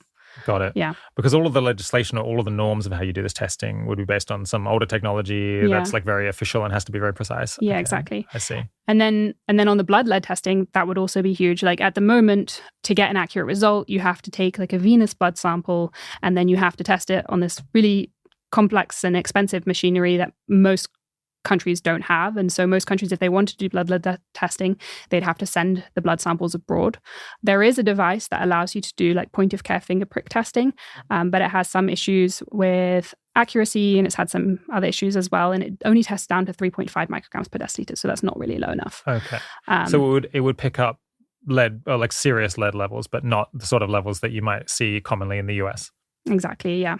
So if we could have like a low cost, field-friendly, point-of-care, finger prick, blood lead testing device that was accurate down to low levels, that would be, I think, another game changer. And I think all of this is technically feasible. I don't think that there's any reason why this shouldn't be possible. I think it's just that there hasn't been the drivers. Of course, the reason I'm raising this is that we keep coming back to the fact that we think the underlying reason why all of this harm is being allowed to occur is that it's really not a very visible problem. Yeah. Imagine if every child at the age of 3 was just as a matter of course, at the same time as they're getting their standard vaccinations, also got a lead blood test. Yeah. And then the parents were told the result and they were notified of, how much damage is done to their child's intellectual potential. I think that would make this a massive political issue potentially, in as much as there was serious lead levels anywhere, and parents are being told how much damage was being done, including in the UK. I think this would shift policy in a major way, because there would actually be pressure on politicians to act on it, pressure on bureaucrats to do something. At the moment, that might be financially feasible for the UK, although maybe they wouldn't want to allocate the budget for it, but it's not really feasible for much poorer countries. Yeah, I think it would be huge for awareness and the kind of advocacy power of knowing that this is a problem, and for helping governments prioritize it. Like, one potential way in which this could be like feasible in low middle income countries is adding it to like existing health surveys. So like USAID leads the demographic health survey, which are these like big surveys in a bunch of countries that do these nationally representative studies, and they do finger prick testing for anemia. So in theory, they could add blood lead testing as well, and that would add really valuable data. Right. UNICEF do a similar sort of thing and are looking into doing this. I think a barrier has been that this testing method, but there might be ways around it. But really, better technologies would be huge. Yeah. I mean, another kind of thing to think about is like, if you then know that there's loads of lead poisoning in the country, but you don't know what the sources are, and the governments can't really do anything about it, that would be pretty difficult. So in some ways, the like understanding the sources is more important because it more directly leads to the intervention. But I think that the understanding the prevalence of the problem is also just like really important and really catalytic for driving awareness and attention to solving it. So I think both of them. Yeah, I was thinking if we had way more people tested for lead and it was done maybe more regularly, then you would be able to identify, or people would get a more intuitive sense perhaps, or I don't know, there'd be more data to go on at least for what things correlate with people having like weirdly higher lead levels than their neighbors do. Exactly, yeah. So identifying like which are the most exposed populations and then maybe why, and then also tracking progress and knowing if interventions are working. Yeah. Okay, so at the moment, blood tests are really quite expensive and quite inconvenient. And I guess that's because to the entire lead blood testing industry, which is, I imagine, not very big. This is quite a boutique test. This is not something that is done routinely on tons of people. No one's been thinking, how do we get to a scale where globally we can do 1 billion or 10 billion blood level lead level tests every year, because we want to eliminate this and we want to find every trace of lead. But conceivably, we could come up with a different mechanism for testing that would be way cheaper and could be scaled enormously. But there's kind of a chicken and egg problem here that no one's really thinking about this because that doesn't exist. And so who's going to fund the research to make it, because it's not on anyone's mind? This is a kind of a classic case where you might, advanced market commitments could be useful, where if a government commits to buy a particular number of a given test that meets certain specifications at a given price, should it be invented in the next 10 years, then that can give industry a reason to try to invent that thing, because they can say, well, then I'll be able to sell 100 million units for $10 each. It's kind of a classic thing that can stimulate R&D among industry. Yeah. We've had a few conversations with people who kind of design these sorts of challenges or advanced market commitments about both the blood lead and the like environmental testing thing. It seems like it's really a good fit for it, but probably not something LEEP should be focusing on. But if anyone else wants to, that would be great. Yeah. Okay. Here's a completely different angle. I suppose this is not actually a more systematic intervention. This is almost the opposite of that. I think doctors sometimes do what are called very brief opportunistic interventions, where they just ask someone when they happen to be in with another health issue, they happen to be in the GP office, are they interested in quitting smoking? And then if they say yes, then they help them out and instruct them on how to do that. Now, this doesn't prompt that many people to quit, as you might imagine. It's a very light touch intervention, but it can be really cost effective in terms of quits per hour of a physician time, because it takes almost no effort per person to do this. So it's recommended that physicians give this a go basically every time they get the chance. Now, maybe the same principle could work here. Could you just call up every paint factory basically in sub-Saharan Africa and say, do you know whether you use lead?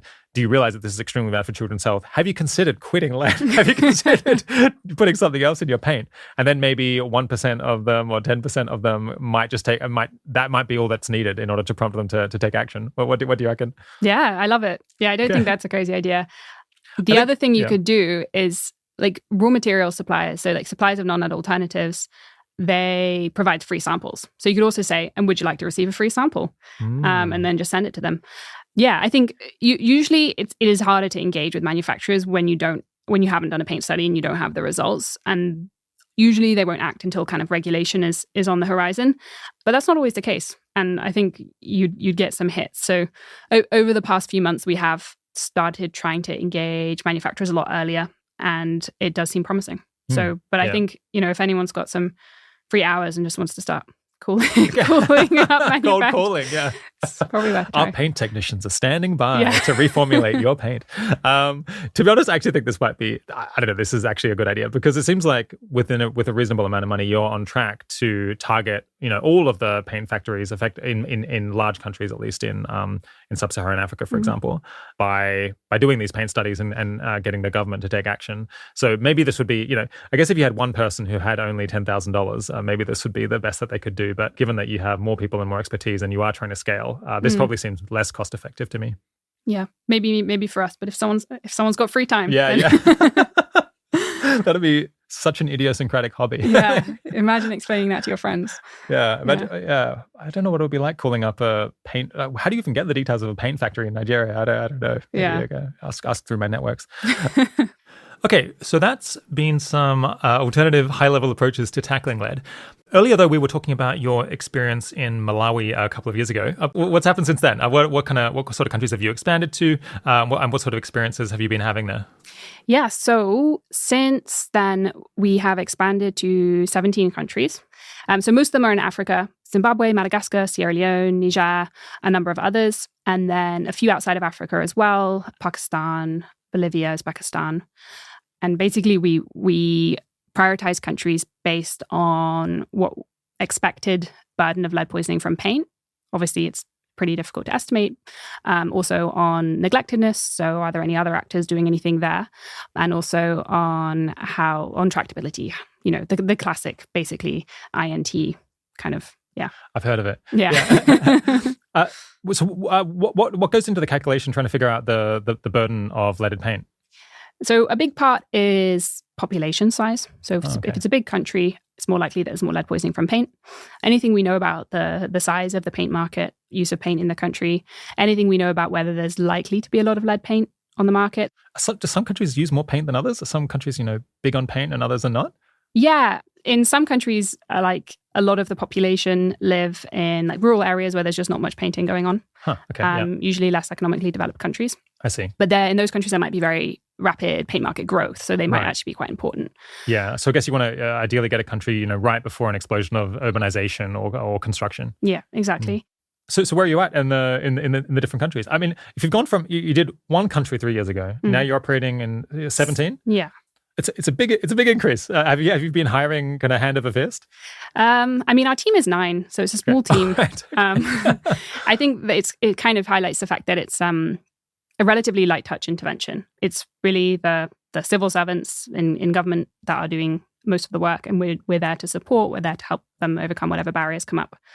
So where are we at in the various countries? So in all of them, we've now established like good collaborative relationships with the relevant government authority. In 11 of them, we've completed paint studies. And in 8 of them, we have commitments from the relevant government authority to either introduce regulation or to start implementing regulation if it already exists. And in 4 of the countries, we already have reports that paint manufacturers representing over half of the market share have started switching to lead-free. Yeah. Has the responsiveness of the government been at the same level as in Malawi? Has anywhere dragged their feet? Not really. I think when we first started LEEP, we were expecting like a big part of our role to be like advocacy, to be convincing governments that this is an important issue.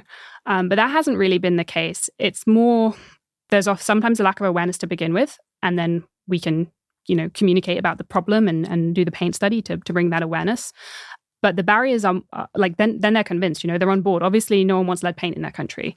So the barriers are more about the relevant part of government having limited capacity, limited time. I would have thought that would be an issue, that you'd contact someone and they say, sorry, I'm busy and my hands are full. I just, I agree with you, but I can't act on this. Does anyone say, I don't have a budget to deal with it? Just I don't have budget to do the testing, or I don't feel like I have the authority to act? Yeah. So the budget thing comes up a lot. And that's where we can help. So we'll offer support with funding the paint study. And actually, we often do the study in collaboration with the government partner.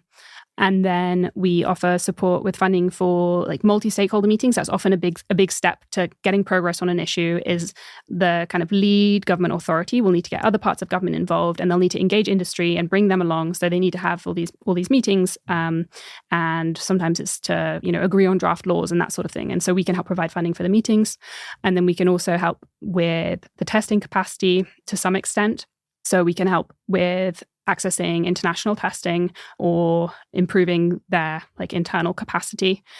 And then we can also do a lot of the industry outreach side of it as well. So if we can offer all of that, then the budgetary constraints are usually not a problem.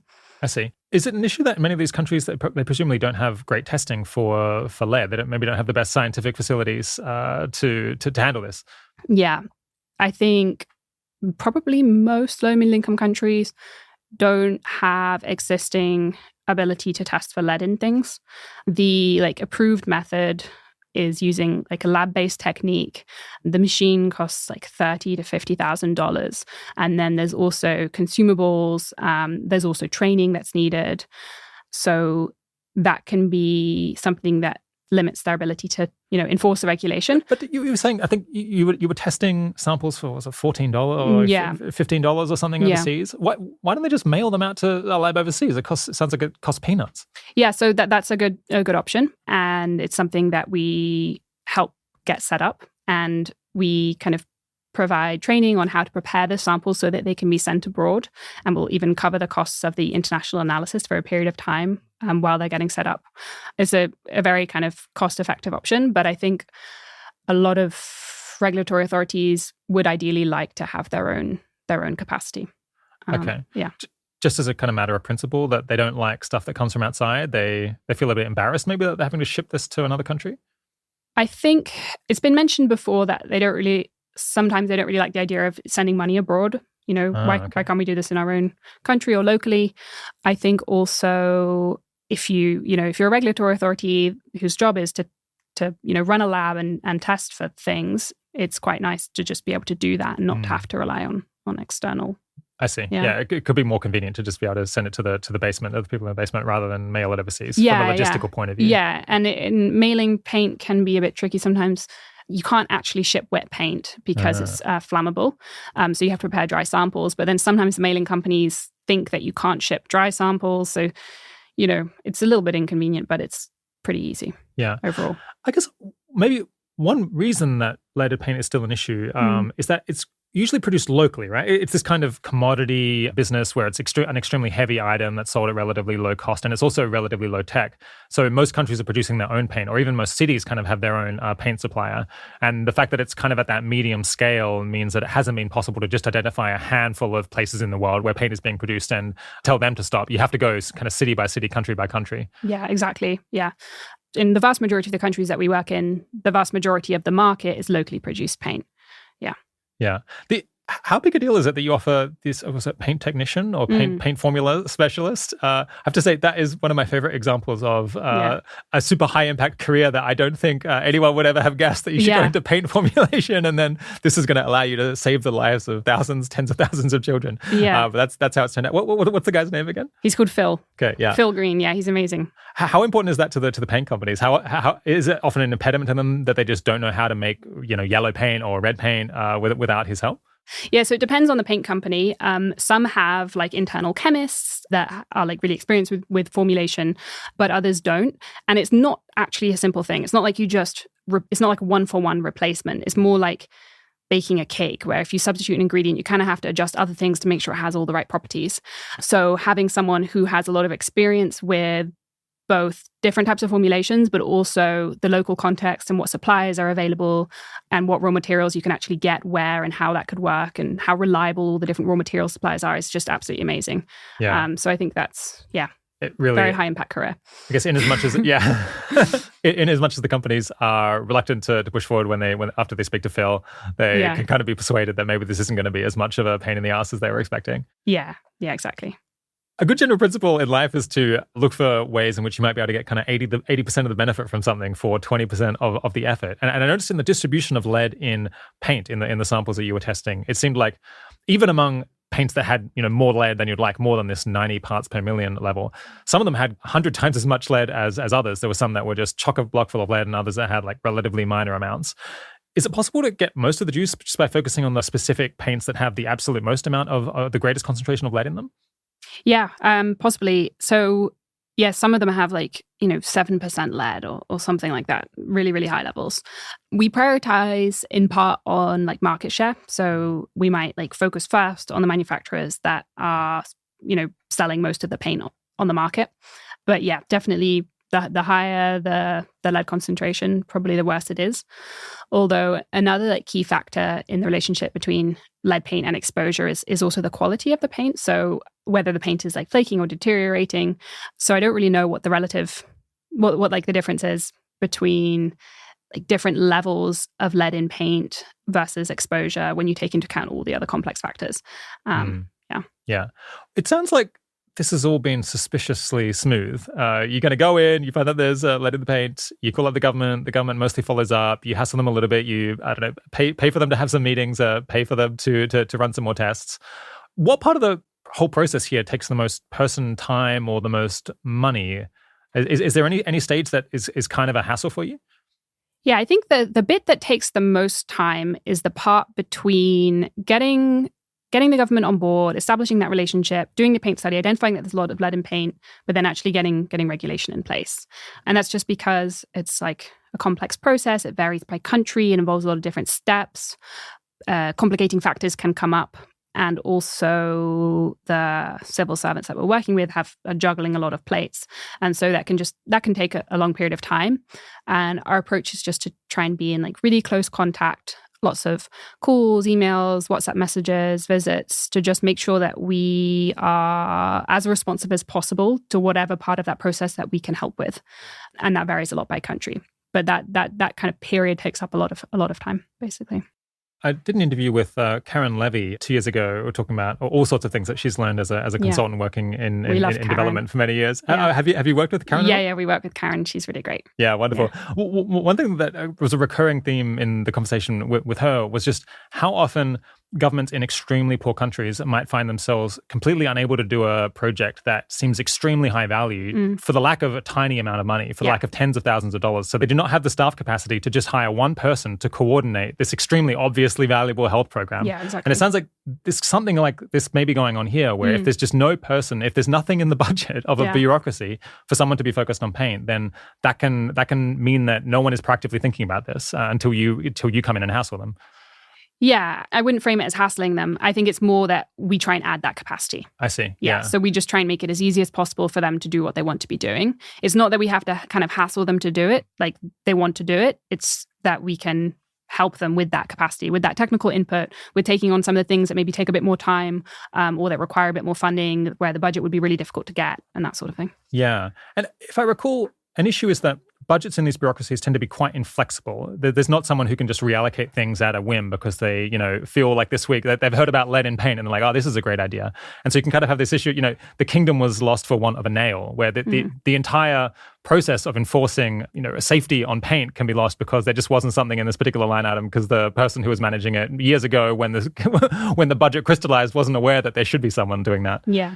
And why would they be aware? Like lead hasn't been on anyone's radar. It's not on the radar of like any of the global health agendas, development agendas. So yeah, that's exactly it. Yeah. Is corruption ever a factor here? Has there ever kind of maybe testing has been going on, but someone's been getting paid off to ignore the issue or not report that there's lead in paint? Not that we've come across. Yeah, not that we've come across. The main thing that's going on is just this kind of lack of resources and then sometimes the lack of awareness as well. The other thing is that there isn't really like a big lead paint lobby.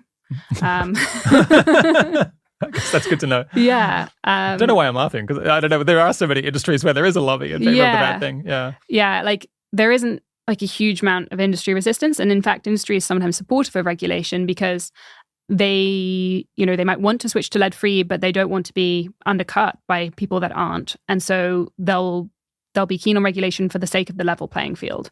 I see. And so, yeah. Yeah, that's a really good point that there might be no reason why industry wants to resist this because it's not increasing cost enough that there's going to be any material change in the amount of paint that people use in aggregate across the country. The paint industry is going to remain the same size.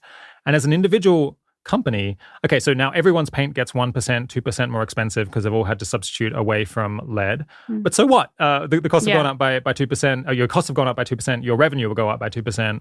Now you don't have to feel like you're poisoning children with lead in your paint. So there might be actually, as long as it is enforced uniformly across the entire industry, so there's no change competitively, then it's no skin off their nose at all. Is that kind of the situation? Yeah, and so there's this relationship between regulation industry where industry might be pro-regulation if it's going to be enforced across the board, because then, creates this level playing field. And then also the government authority is more keen on regulation if industry is on board, because they don't want to do something that's going to be really difficult to enforce, or something that's just not going to be feasible. And so there's kind of this bi-directional thing where if it just happens, everyone's happy with it. Yeah. I guess that's quite different than climate change worries about fossil fuels, because the whole goal is to use less fossil fuels. I guess if you're an energy company that was completely indifferent between supplying oil versus wind energy, then that might be an analogous situation, but that's of course not how it is. And likewise with smoking, the idea is not you're going to switch to a different cigarette, it's that you're going to stop smoking, and so their product doesn't get consumed. But so long as people are going to continue consuming the same thing in roughly the same quantity, then regulation is much more straightforward to get up. Yeah, exactly. Have you found any messages in your emails or your meetings that are particularly motivating to policymakers or even to paint suppliers in these countries? Yeah, so with policymakers, I think the local data is really, really important. So the paint study data, or the fact that we are offering to do a paint study with them, I think that's really appealing, that, okay, they can generate this data that's really important for understanding the situation relevant to their kind of role in government. Other messaging that's, I think, quite important is about the feasibility. As I mentioned, practically, they do really care about this being feasible for industry, because, I guess it's if it's just going to be near impossible to enforce, then what's the point? And also, I don't think they want to be causing huge economic harm or something like that. So the feasibility is important messaging. I think another one is the international precedent. So the fact that, lead paint regulation is, other countries are doing it. It's the future, basically. Okay, and people don't want to be behind the curve. Yeah, and I don't think also people don't necessarily want to do something that's really unusual. Okay. Yeah, so I think that's quite helpful. And then the fact that the WHO and the UN Environment Programme are behind this, and there's a Global Alliance to Eliminate Lead Paint, and there's the UN Model Law, which is a model law for lead paint regulation. I think all of that brings a lot of credibility to the issue. Yeah. But overall, it's less about, the majority of our work is less about the persuasion or the advocacy. It's a lot more about the kind of technical assistance. It's they're on board. How can we help them? So it's about the technical assistance, the providing funding where it's needed, and that sort of thing. Yeah, I guess you just have a very the general observation is that you're having a very easy time, and I guess there's probably a whole bunch of different reasons. One is everyone kind of knows that leaded paint is bad. It's been banned in lots of countries. It's cheap to do. Yeah. There's no one arguing against it, really. All of the authorities internationally agree that this would be a good thing to get rid of. The health data is fairly clear. It's easy to measure, at least for you, to measure the lead in paint. So I guess there was just a crazy amount of low-hanging fruit here to begin with. You've just found an extremely easy hill to slide down, and now you just have to implement it. Is that kind of the basic situation? Yeah, that's pretty much it. So all of the hard work is done by finding the initial opportunity, and then I suppose there's hard work with follow through. But that's kind of the key insight. Maybe is the original thing. Yeah, I think so. So with the other countries, are you kind of getting consistent or roughly consistent cost effectiveness results that you were thinking $14 per year of healthy life in Malawi, and maybe it's going to be kind of roughly similar in all of these other countries that you're expanding to? I don't want to speak too soon because I haven't finished with the new model and I haven't gotten feedback on it and that sort of thing. But it varies a bit by country. So some of the really big countries like Pakistan are a lot more cost effective because huge population, huge impact, but the cost doesn't scale with that impact. So a lot more cost effective there, but broadly pretty similar.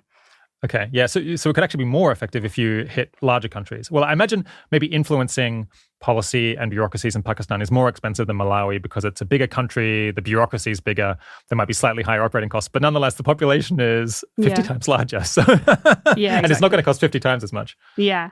Yeah, sometimes I think about it kind of in terms of enforcement units. So in some countries, like in Pakistan, enforcement can be done on a provincial level. So there's a few provinces. And so there's more time that you need to support the different areas of the country. But it doesn't scale to the extent that the impact does. So it makes it still more cost effective. I asked for audience questions for this interview, and we got a very cheeky one from a previous guest of the show, James Snowden, who used to work at GiveWell and now works at Open Philanthropy. He actually declined to fund you guys, I think, back in 2020 or 2021 when he was working at GiveWell. But I think he's given you a grant more recently working at Open Philanthropy. He asked, GiveWell declined to fund you when you were first starting out, but more recently you've gotten this Open Philanthropy grant. Why was that, and what do you think they missed? Thanks, James. Yeah, so when GiveWell were first looking into lead as an area, they were prioritizing their time and using quite broad heuristics, like how confident can they be in paint as an important source of exposure, or like where can absorb a lot of funding soon. And at the time, they weren't convinced, and they didn't have a CEA that they felt confident in, but they kind of planned to come back and look at it more. And then James moved to Open Phil, and lead kind of moved with him as an area. And now Open Philanthropy is thinking about the lead space more holistically and is excited about LEEP. I did ask him, like, what had changed. I think he mentioned that he'd updated on the like health and mortality effects with the new evidence. And also that he'd previously underestimated how tractable the work would be, and also like how many countries we would be able to get to. I think he said he was like partly skeptical about our like relative inexperience in the field and also our track record, but that he'd now kind of endorsed a less conservative attitude towards that. Yeah. Yeah. A concern that I've had about kind of the GiveWell mindset, which is, looking for opportunities to do good where you can really demonstrate that they're having impact, and you can kind of repeat the same thing again and again that's been shown to work in the past. A worry that I've had kind of from the beginning is just that it could push people against systematic solutions, very high-level solutions, where it's the effect isn't that predictable, but the impact when you succeed might just be really enormous. And this is kind of a common critique or a common concern of the GiveWell mindset that they're very well aware of. And I think actually that they've been trying to resolve by funding more things like LEEP over the years. But if you think about the UK didn't solve waterborne diseases by putting, chlorine dispensers in each house. It solved it by having government build enormous sewage systems and enormous piping systems that brought clean water to everyone sort of simultaneously. Yeah. And there might just be no real alternative to having governments at a massive level do the things that kind of only governments can do, or that only city governments can do at least. Yeah. And likewise here, we didn't solve the problem of people getting exposed to lead in the air through leaded gasoline by giving people face masks or telling them to change their behavior. We just said, no, we're getting rid of it. It's gone. We're banning it. Yeah. And I guess you're doing something that's a bit of a hybrid model where you've got this replicable model where you can kind of demonstrate that this worked in Malawi, it's probably going to work in these future countries the same way, but you're leveraging the power of the state to just kind of fix problems somewhat by force, saying, look, we're not in leaded paint anymore, and if you do this, we're going to send you to prison. Ultimately, that's where this will end. So no more leaded paint, please.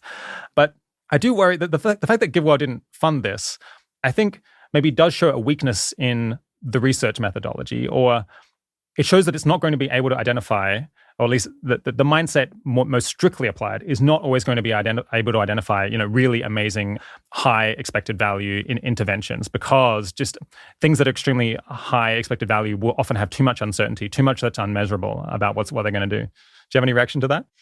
Yeah, I think that sounds right. I think it's just like much harder to identify interventions like that, like health policy, regulatory interventions. It's much harder to identify with that level of certainty the expected impact. Yeah. And maybe GiveWell is like not best placed to be doing that with like kind of their methodology. Or maybe it's something that they could kind of like expand their scope into. But there's been like very little of that type of thing that they've like looked into or recommended. And especially now that James has left, I think that was kind of something that James was very interested in. Yeah. Yeah, so I might get some of this wrong, but I think, so GiveWell has paid attention to this critique and has been open to funding more of these things. We talked about that with Ellie Hassenfeld earlier in the year. And I think, so James Snowden has gone to Open Philanthropy, which has a bit more of this high risk, high return. I think they call it hits-based giving mindset, where they're going to make 100 grants thinking that one of them is going to hit it out of the park and pay for the entire portfolio. And he's maybe taking more of that approach on the global health and well-being side at Open Philanthropy. So this is maybe exactly in his wheelhouse now. I guess if there's any entrepreneurs out there who are thinking of starting charities to focus on issues in the developing world, it would not surprise me if the highest impact opportunities are exactly the kind of thing that you're doing. It's improving policy in neglected areas where you can just have an enormous impact by getting the policy settings right, by getting government to take responsibility for things that government ought to be taking responsibility for. You're nodding your head, so same intuition. That sounds right, yeah. All right, let's talk a bit about the Charity Entrepreneurship Program, which is how LEEP got off the ground in the first place back in 2020. Yeah, what's the nature of that program? Yeah, so the Charity Entrepreneurship Program, their aim is to help people start high-impact nonprofits. And what they do is they research potential intervention ideas, and then they narrow those down to a shortlist, and people apply to an incubation program. and they are kind of presented with these ideas. And then during the program, you learn all about the basics of how to start a high impact nonprofit. Everything from decision making, how to do cost effectiveness analysis, how to hire, how to do M&E, kind of everything you might need to know, or you might need to know that you should know. And by the end of it, you're paired up with a co-founder and you've chosen your idea and you submit a proposal for your project, and then you can be granted seed funding. And kind of it doesn't really stop there, because after that kind of 2-month program, you carry on getting like support and mentorship from the charity entrepreneurship team. And then you're also part of this charity entrepreneurship community, which is amazing because you're in touch with loads of people who've done things before. And so whenever you get stuck or have a question, you just hop on Slack and you're like, who's come across this before? So that's what charity entrepreneurship is. Yeah. I think you're actually the third guest who's been through the charity entrepreneurship program. So so your listeners probably know already. Well, at least the most loyal listeners will know, but not all of them. So Varsha Venugopal was on a couple of years ago, and she's been working on a program in India to do SMS reminders for vaccinations. And then there's also Andres Jimenez Sorria, who was on an episode on 80K After Hours that we cross-posted to this feed, and he's working on the shrimp welfare project. Can strongly recommend listening to that episode if you haven't already. It's also just another fascinating exploration of a world that I knew nothing about. I guess all of you arrive at this charity entrepreneurship incubation program. At that point, you don't necessarily have a co-founder, or you don't know what charity you want to start. You're not bringing the idea of doing a lead charity to the program. You're coming in saying, I just want to do some nonprofit entrepreneurship thing that's extremely high impact. Yeah. And then does the program present you with kind of a menu of pre-existing great ideas that people haven't taken up yet? Is that Yeah. So each year they like research new ideas and then they present them in reports. So kind of explaining like why they think this is likely to be like a kind of high impact, cost effective charity idea. And then kind of throughout the program, you explore those different ideas. You might do like each day, you might do like a different mini project that might be focused on one idea or the other. And so you get quite familiar with like, what are these interventions and what might they look like? And then you prioritize yourself, like which one you think you might want to found. Okay. Has there ever been fighting over who gets to do no, I want to do lead, I want to remove lead? I guess that didn't happen in your cohort. Yeah, I think sometimes there are multiple people interested in the same idea, but I haven't seen fighting Hasn't come over to blows, it. all right. Yeah, I think most people are really sensitive to like counterfactuals, right? So I see. Yeah. Oh, right, of course. So if someone else wants to do it, then that makes them more reluctant to. I think that can happen. Yeah. Yeah, and you came without a co-founder, right? How did you get paired up with who's your main co-founder? Jack Rafferty. Jack. Okay, yeah. How'd you get paired up with Jack? So Jack and I, worked together on various projects throughout the first half of the incubation program. The way it starts is like each day you're paired with someone different. You do a little project with them, and we just found that we worked really well together. And so we were pretty keen on working together. And then also we were both interested in the same idea. So those two factors together. Yeah. You were working in the NHS before this, is that right? Were you doing intensive care? I was a junior doctor. I was mainly working in acute and emergency medicine. Yeah. Was it a big step for you to decide to go in and do this? It's a reasonably, I guess it's still within health, but it's a reasonably large career shift. Yeah, it was a bit scary. I'd kind of gone into medicine initially thinking that I might want to work in like global health, public health, something that could result in like more systemic change. Yeah. And I'd been involved in the effective altruism world for a long time. So I was always thinking, okay, what high impact thing might I want my career to end up looking like? I'd considered, maybe specializing in public health or maybe working for like a big intergovernmental organization or something like that. I hadn't really considered nonprofit entrepreneurship as an option. It seemed very scary and unusual. But then my friend, Nikita Patel, who founded Fortify Health, I saw her do that and I was like, wow, this is cool. This is really cool that she's doing this. And it made it like a bit more concrete and relatable, like seeing her experience and what it actually looked like. And it kind of opened up that idea as an option. And then there was a time in my kind of junior doctor career where I could take some time out of medicine and easily go back again. So I thought, okay, this is a good time for me to try something different. And I thought about what I should try. I did some 80K careers advising. And then it happened to be that the the application time for the incubation program lined up with a community psychiatry placement, which meant that I didn't have crazy hours. So I was like, okay, I'll do this application. Yeah. I don't think it'll necessarily be a good fit. Like, I don't see myself as an entrepreneur or anything like that. But why not give it a go? And then I did get into the program and I was like, okay, well, let's see what happens here. And yeah, that was it. Yeah. Charity entrepreneurship has had quite a few hits now. I think you might be the biggest hit, or the most legible hit at least, where kind of just from the very beginning you've been hitting it completely out of the park. But what are some of the other cool projects that they've gotten off the ground in your opinion? Maybe other than the ones that we've already done interviews on. So I think Family Empowerment Media is doing really cool work. Fortify Health, they also had a role in that, which has been GiveWell incubated. Fish Welfare Initiative seems to be having a lot of impact. I'm less familiar with like the newer cohorts, but the ideas seem really cool. Yeah. Excited to find out what they get up to. Yeah. What is it that the incubation program is bringing to the table? It does seem like, given that track record, it's helping. It's helping people do stuff that I think otherwise they would not have been doing. I wonder whether, having that menu at the beginning of kind of pre-screened ideas that they think are extremely promising based on, somewhat expert judgment. Yeah. Do you think that is really pushing people towards ideas that have a lot of promise and, maybe are going to be relatively straightforward to have a big impact with? Yeah, I think so. I think that the ideas are a huge added value. I think it's really hard to come up with good ideas. Yeah. And they have like a really systematic process for prioritizing. I think it's also just like making it feel possible to people. Like, I would never have founded a nonprofit on my own. I wouldn't have known what I needed to know. I would have felt completely lost.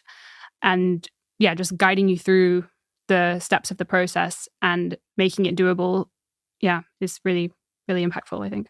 Yeah. What's some of the key advice that charity entrepreneurship gives most of the groups going through the incubation program, if there's any kind of general advice? Yeah.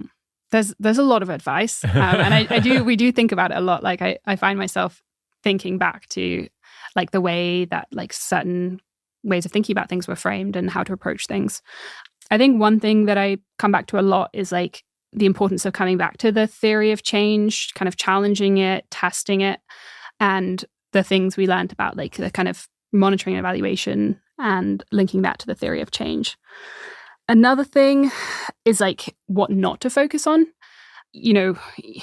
This is a bit of a trivial example, but like you don't need to spend a long time thinking about your website or your logo. And, in the incubation program, we made websites for our nonprofits in just like a few hours.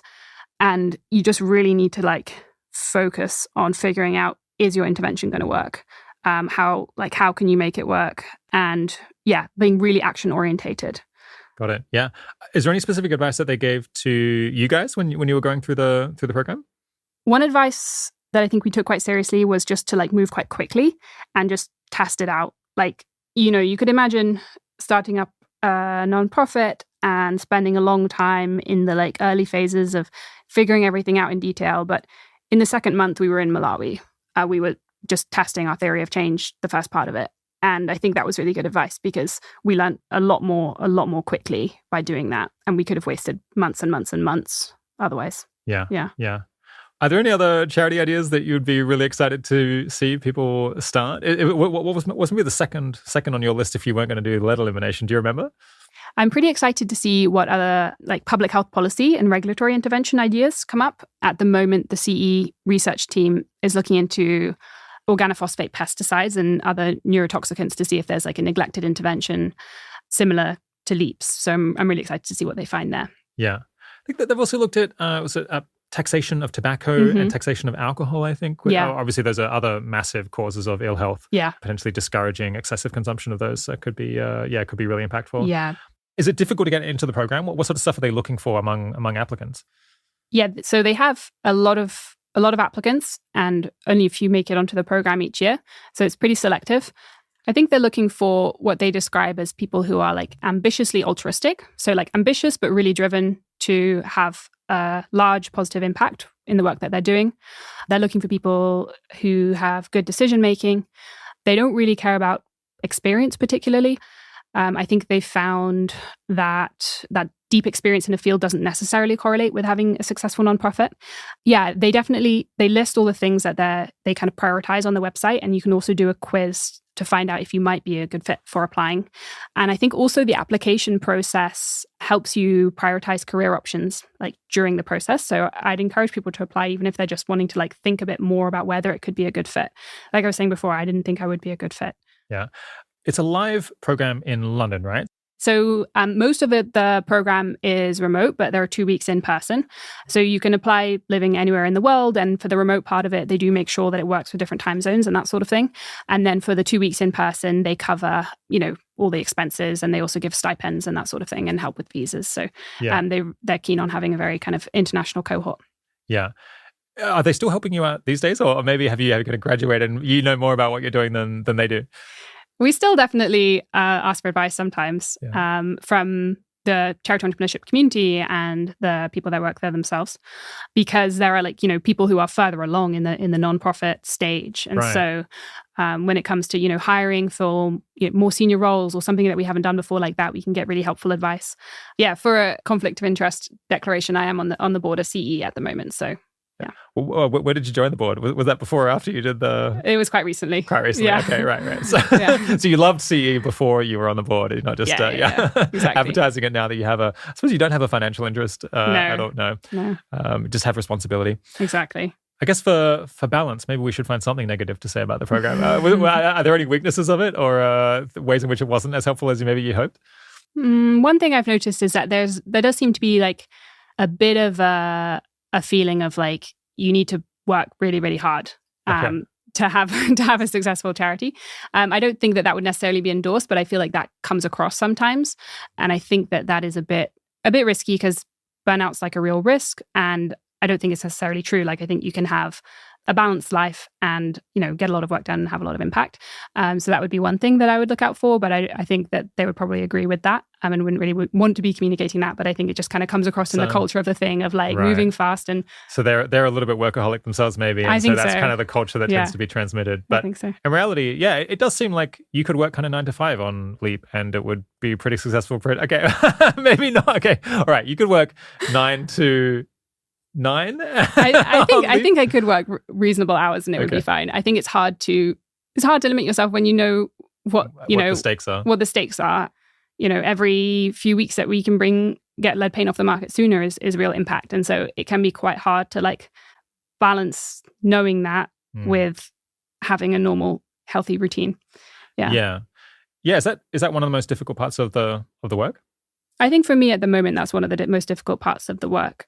Yeah, but I don't think it has to be like that. And I have an intention to sort out my work-life balance. And to have something that you could stick with long-term and feel happy. Yeah. It needs to be sustainable. It's a marathon. So yeah.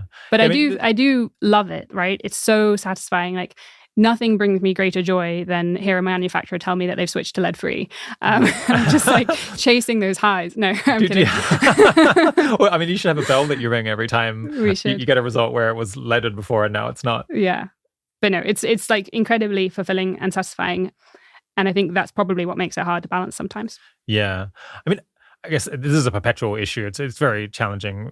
I mean, everyone who's doing really important work finds where to draw the line between how much they're willing to put in and how much is healthy to put in. I guess the thing I wouldn't want is for someone to not go into a high impact job because they feel like they then couldn't do it 9 to 5. If that's the deal breaker for you, you should definitely do the high impact job and just work 9 to 5 rather than not do something that's important so you don't have the stress of being near something that matters. Absolutely, yeah. I think 9 to 5 is absolutely doable, yeah. Yeah. I guess you're the co-executive director of LEEP, so you're more likely to be a bottleneck. There's maybe more pressure on you to work extra hours. But as a staff member, it's like as a staff member who's just doing work on the ground, it's less urgent for them to put in extra time, right? All right. Finally, let's talk about something random and different that you've done, which is sign the Giving What We Can pledge.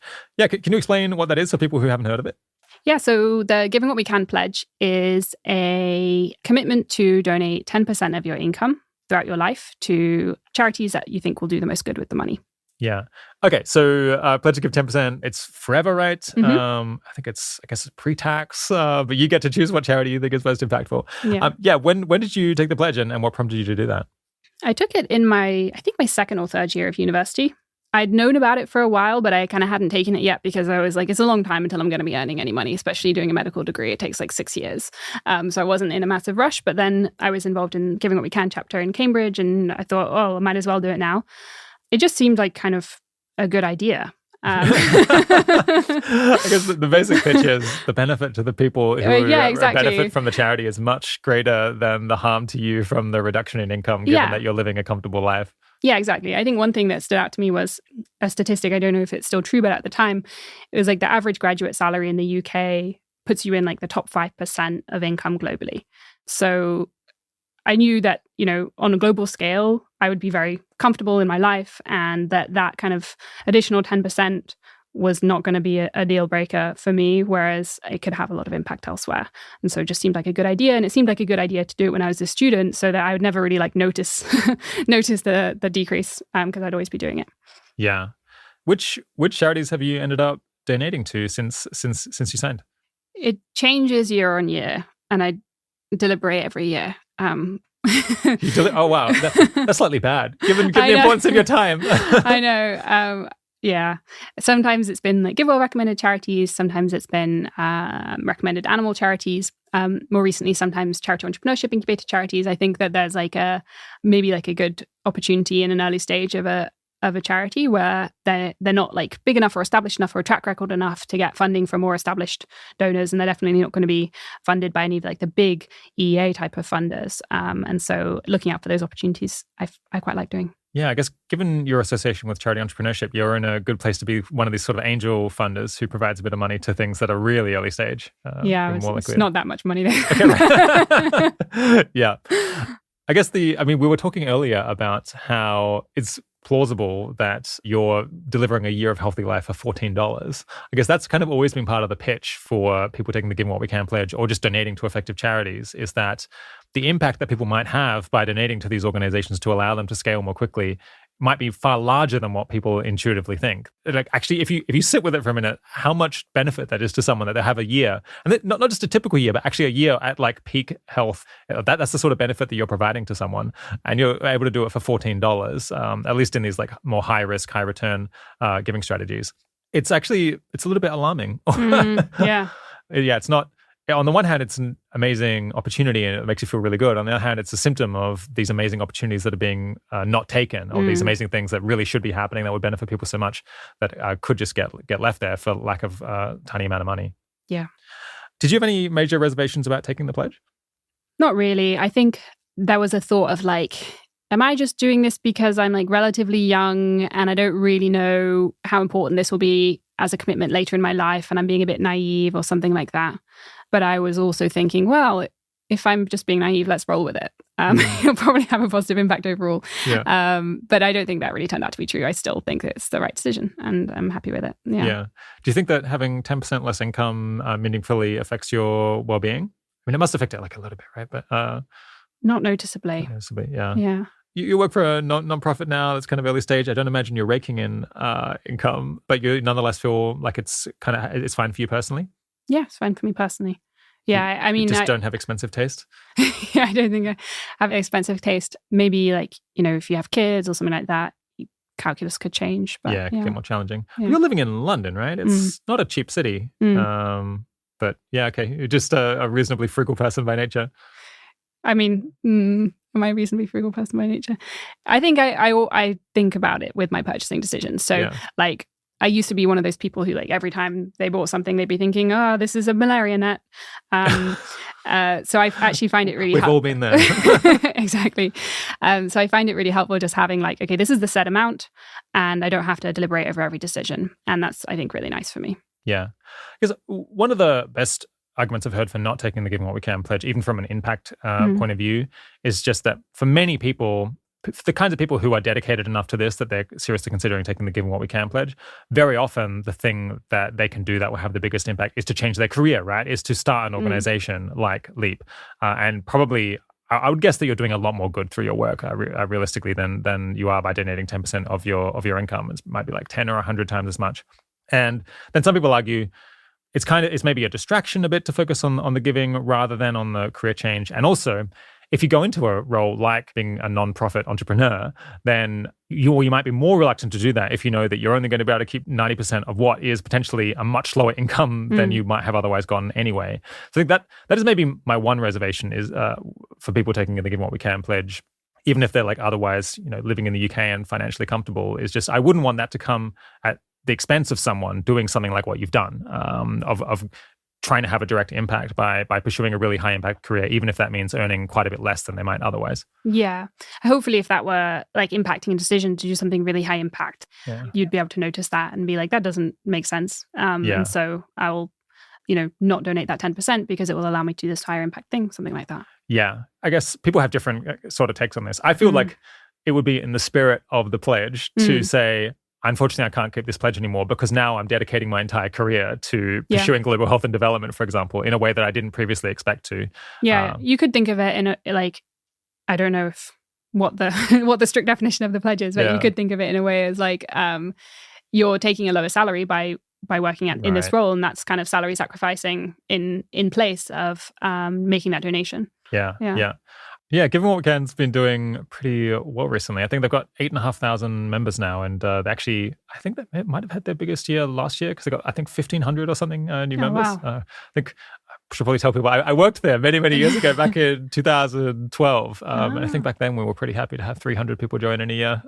So yeah, it's growing a lot faster than back in my day. That's awesome. I guess, final question on the Give What We Can thing. Have you found it useful to take the pledge specifically? I mean, you could donate 10% just every year because you think it's a good idea without having signed up to the thing officially. Yeah, I like the pledge because it's like legible and something you can communicate about to other people as well. So I think it's helped friends and other people kind of consider taking it. It's nice to feel like it's a real thing that you're doing with other people. And it's nice, the kind of structure of it as well. It's like, okay, this is a thing I've decided to. It's not just like a thing I've decided now that I might change my mind on, or should it be a lower amount or a higher amount this year? It's like, this is what I'm doing. And it's just kind of clear and simple. So I like that it's like an actual thing as opposed to just like a decision that I've made. All right, we've been going for quite a while and should probably wrap up and get on home. I suppose we've been talking about the burden of responsibility of doing something super important with your life and how that can weigh on you. But if somehow all of the world's problems had already been solved, what do you think you might be doing with your time or your career instead of what you're doing now? So yeah, when I was younger, the thing I always said I wanted to do was be a mum, have loads of kids. So I think that's what I would do. Probably have like a bunch of children. Maybe homeschool for a bit. Just like, I would love that. That'd be so much fun. Sounds like a lot of work. Yeah. So, yeah. Don't want to play computer games or something? No, I think that would be so great. Yeah. I love that. Wonderful. Yeah. Do you think you'll have kids despite your commitment to your work? Yeah. I think so. Probably just not as many. Not as many. Yeah. Do you have a target number in mind? I'd quite like 3 kids. Yeah, I think that'd be nice. That's a reasonable family. That's quite a lot of fulfillment. Yeah, that'd be great. Cool. My guest today has been Lucia Coulter. Thanks so much for coming on the 80,000 Hours podcast, Lucia. Thank you so much. It's been really fun. As I mentioned in the intro, if LEEP's work sounded as great to you as it did to me, and you usually give to global health and wellbeing causes, and you haven't done your holiday giving yet, you could do a lot worse than head to leadelimination.org and give some lovely children the holiday gift of not getting lead poisoning. And LEEP is about to hire a couple of project managers. So if you especially love LEEP, you could consider getting a job and working with them. Those job ads should go up on their website around the 20th of December. So in a week or so from when I'm recording this outro. But if you go to leadelimination.org/jobs, you can join a mailing list now and just get notified in your email directly when those ads go up if you're interested. As we mentioned in the blog post for this episode, some researchers at Founders Pledge, which is a grant-making organization, estimated that, and I quote, LEEP's programs are extremely cost-effective. We estimate that it costs $1.66 to prevent one child's lead exposure in expectation. As of August 2023, that makes LEEP one of our most cost-effective charities. And here, I'll just quote from an email from Lucia on some of the complications involved in that estimate. She says, Founders Pledge did a cost-effectiveness analysis of around 10 of our programs and said, we estimate it costs $1.66 to prevent one child's lead exposure in expectation. It's a bit more complicated than it sounds, though. Based on my understanding of their analysis, it actually means $1.66 for a blood lead level reduction equivalent to an average child's blood lead level. Because our intervention reduces one source of lead exposure across a large population, it's more like $1.66 for reducing 5 children's lead exposure each by 1/5. But I don't think that simplification matters too much. The cost-effectiveness analysis also includes discounting for the probability of our programs actually succeeding or not. All right, that was Lucia. Just a reminder, if you want to support this work, head to leadelimination.org. And if you enjoyed that episode, you might want to check out episode 153, Ellie Hassenfeld on 2 big picture critiques of GiveWell's approach and 6 lessons from their recent work. Episode 124 is a solid one. Karen Levy on fads and misaligned incentives in global development. And an old favorite of my one, episode 111, Mushtaq Khan on using institutional economics to predict effective government reforms. I really got to listen to that one again. It's a personal favorite. All right. The 80,000 Hours podcast is produced and edited by Kieran Harris. The audio engineering team is led by Ben Cordell, with mastering and technical editing by Marla Maguire and Dominic Armstrong. Full transcripts and extensive collection of links to learn more are available on our site and put together, as always, by Katie Moore. Thanks for joining. Talk to you again soon.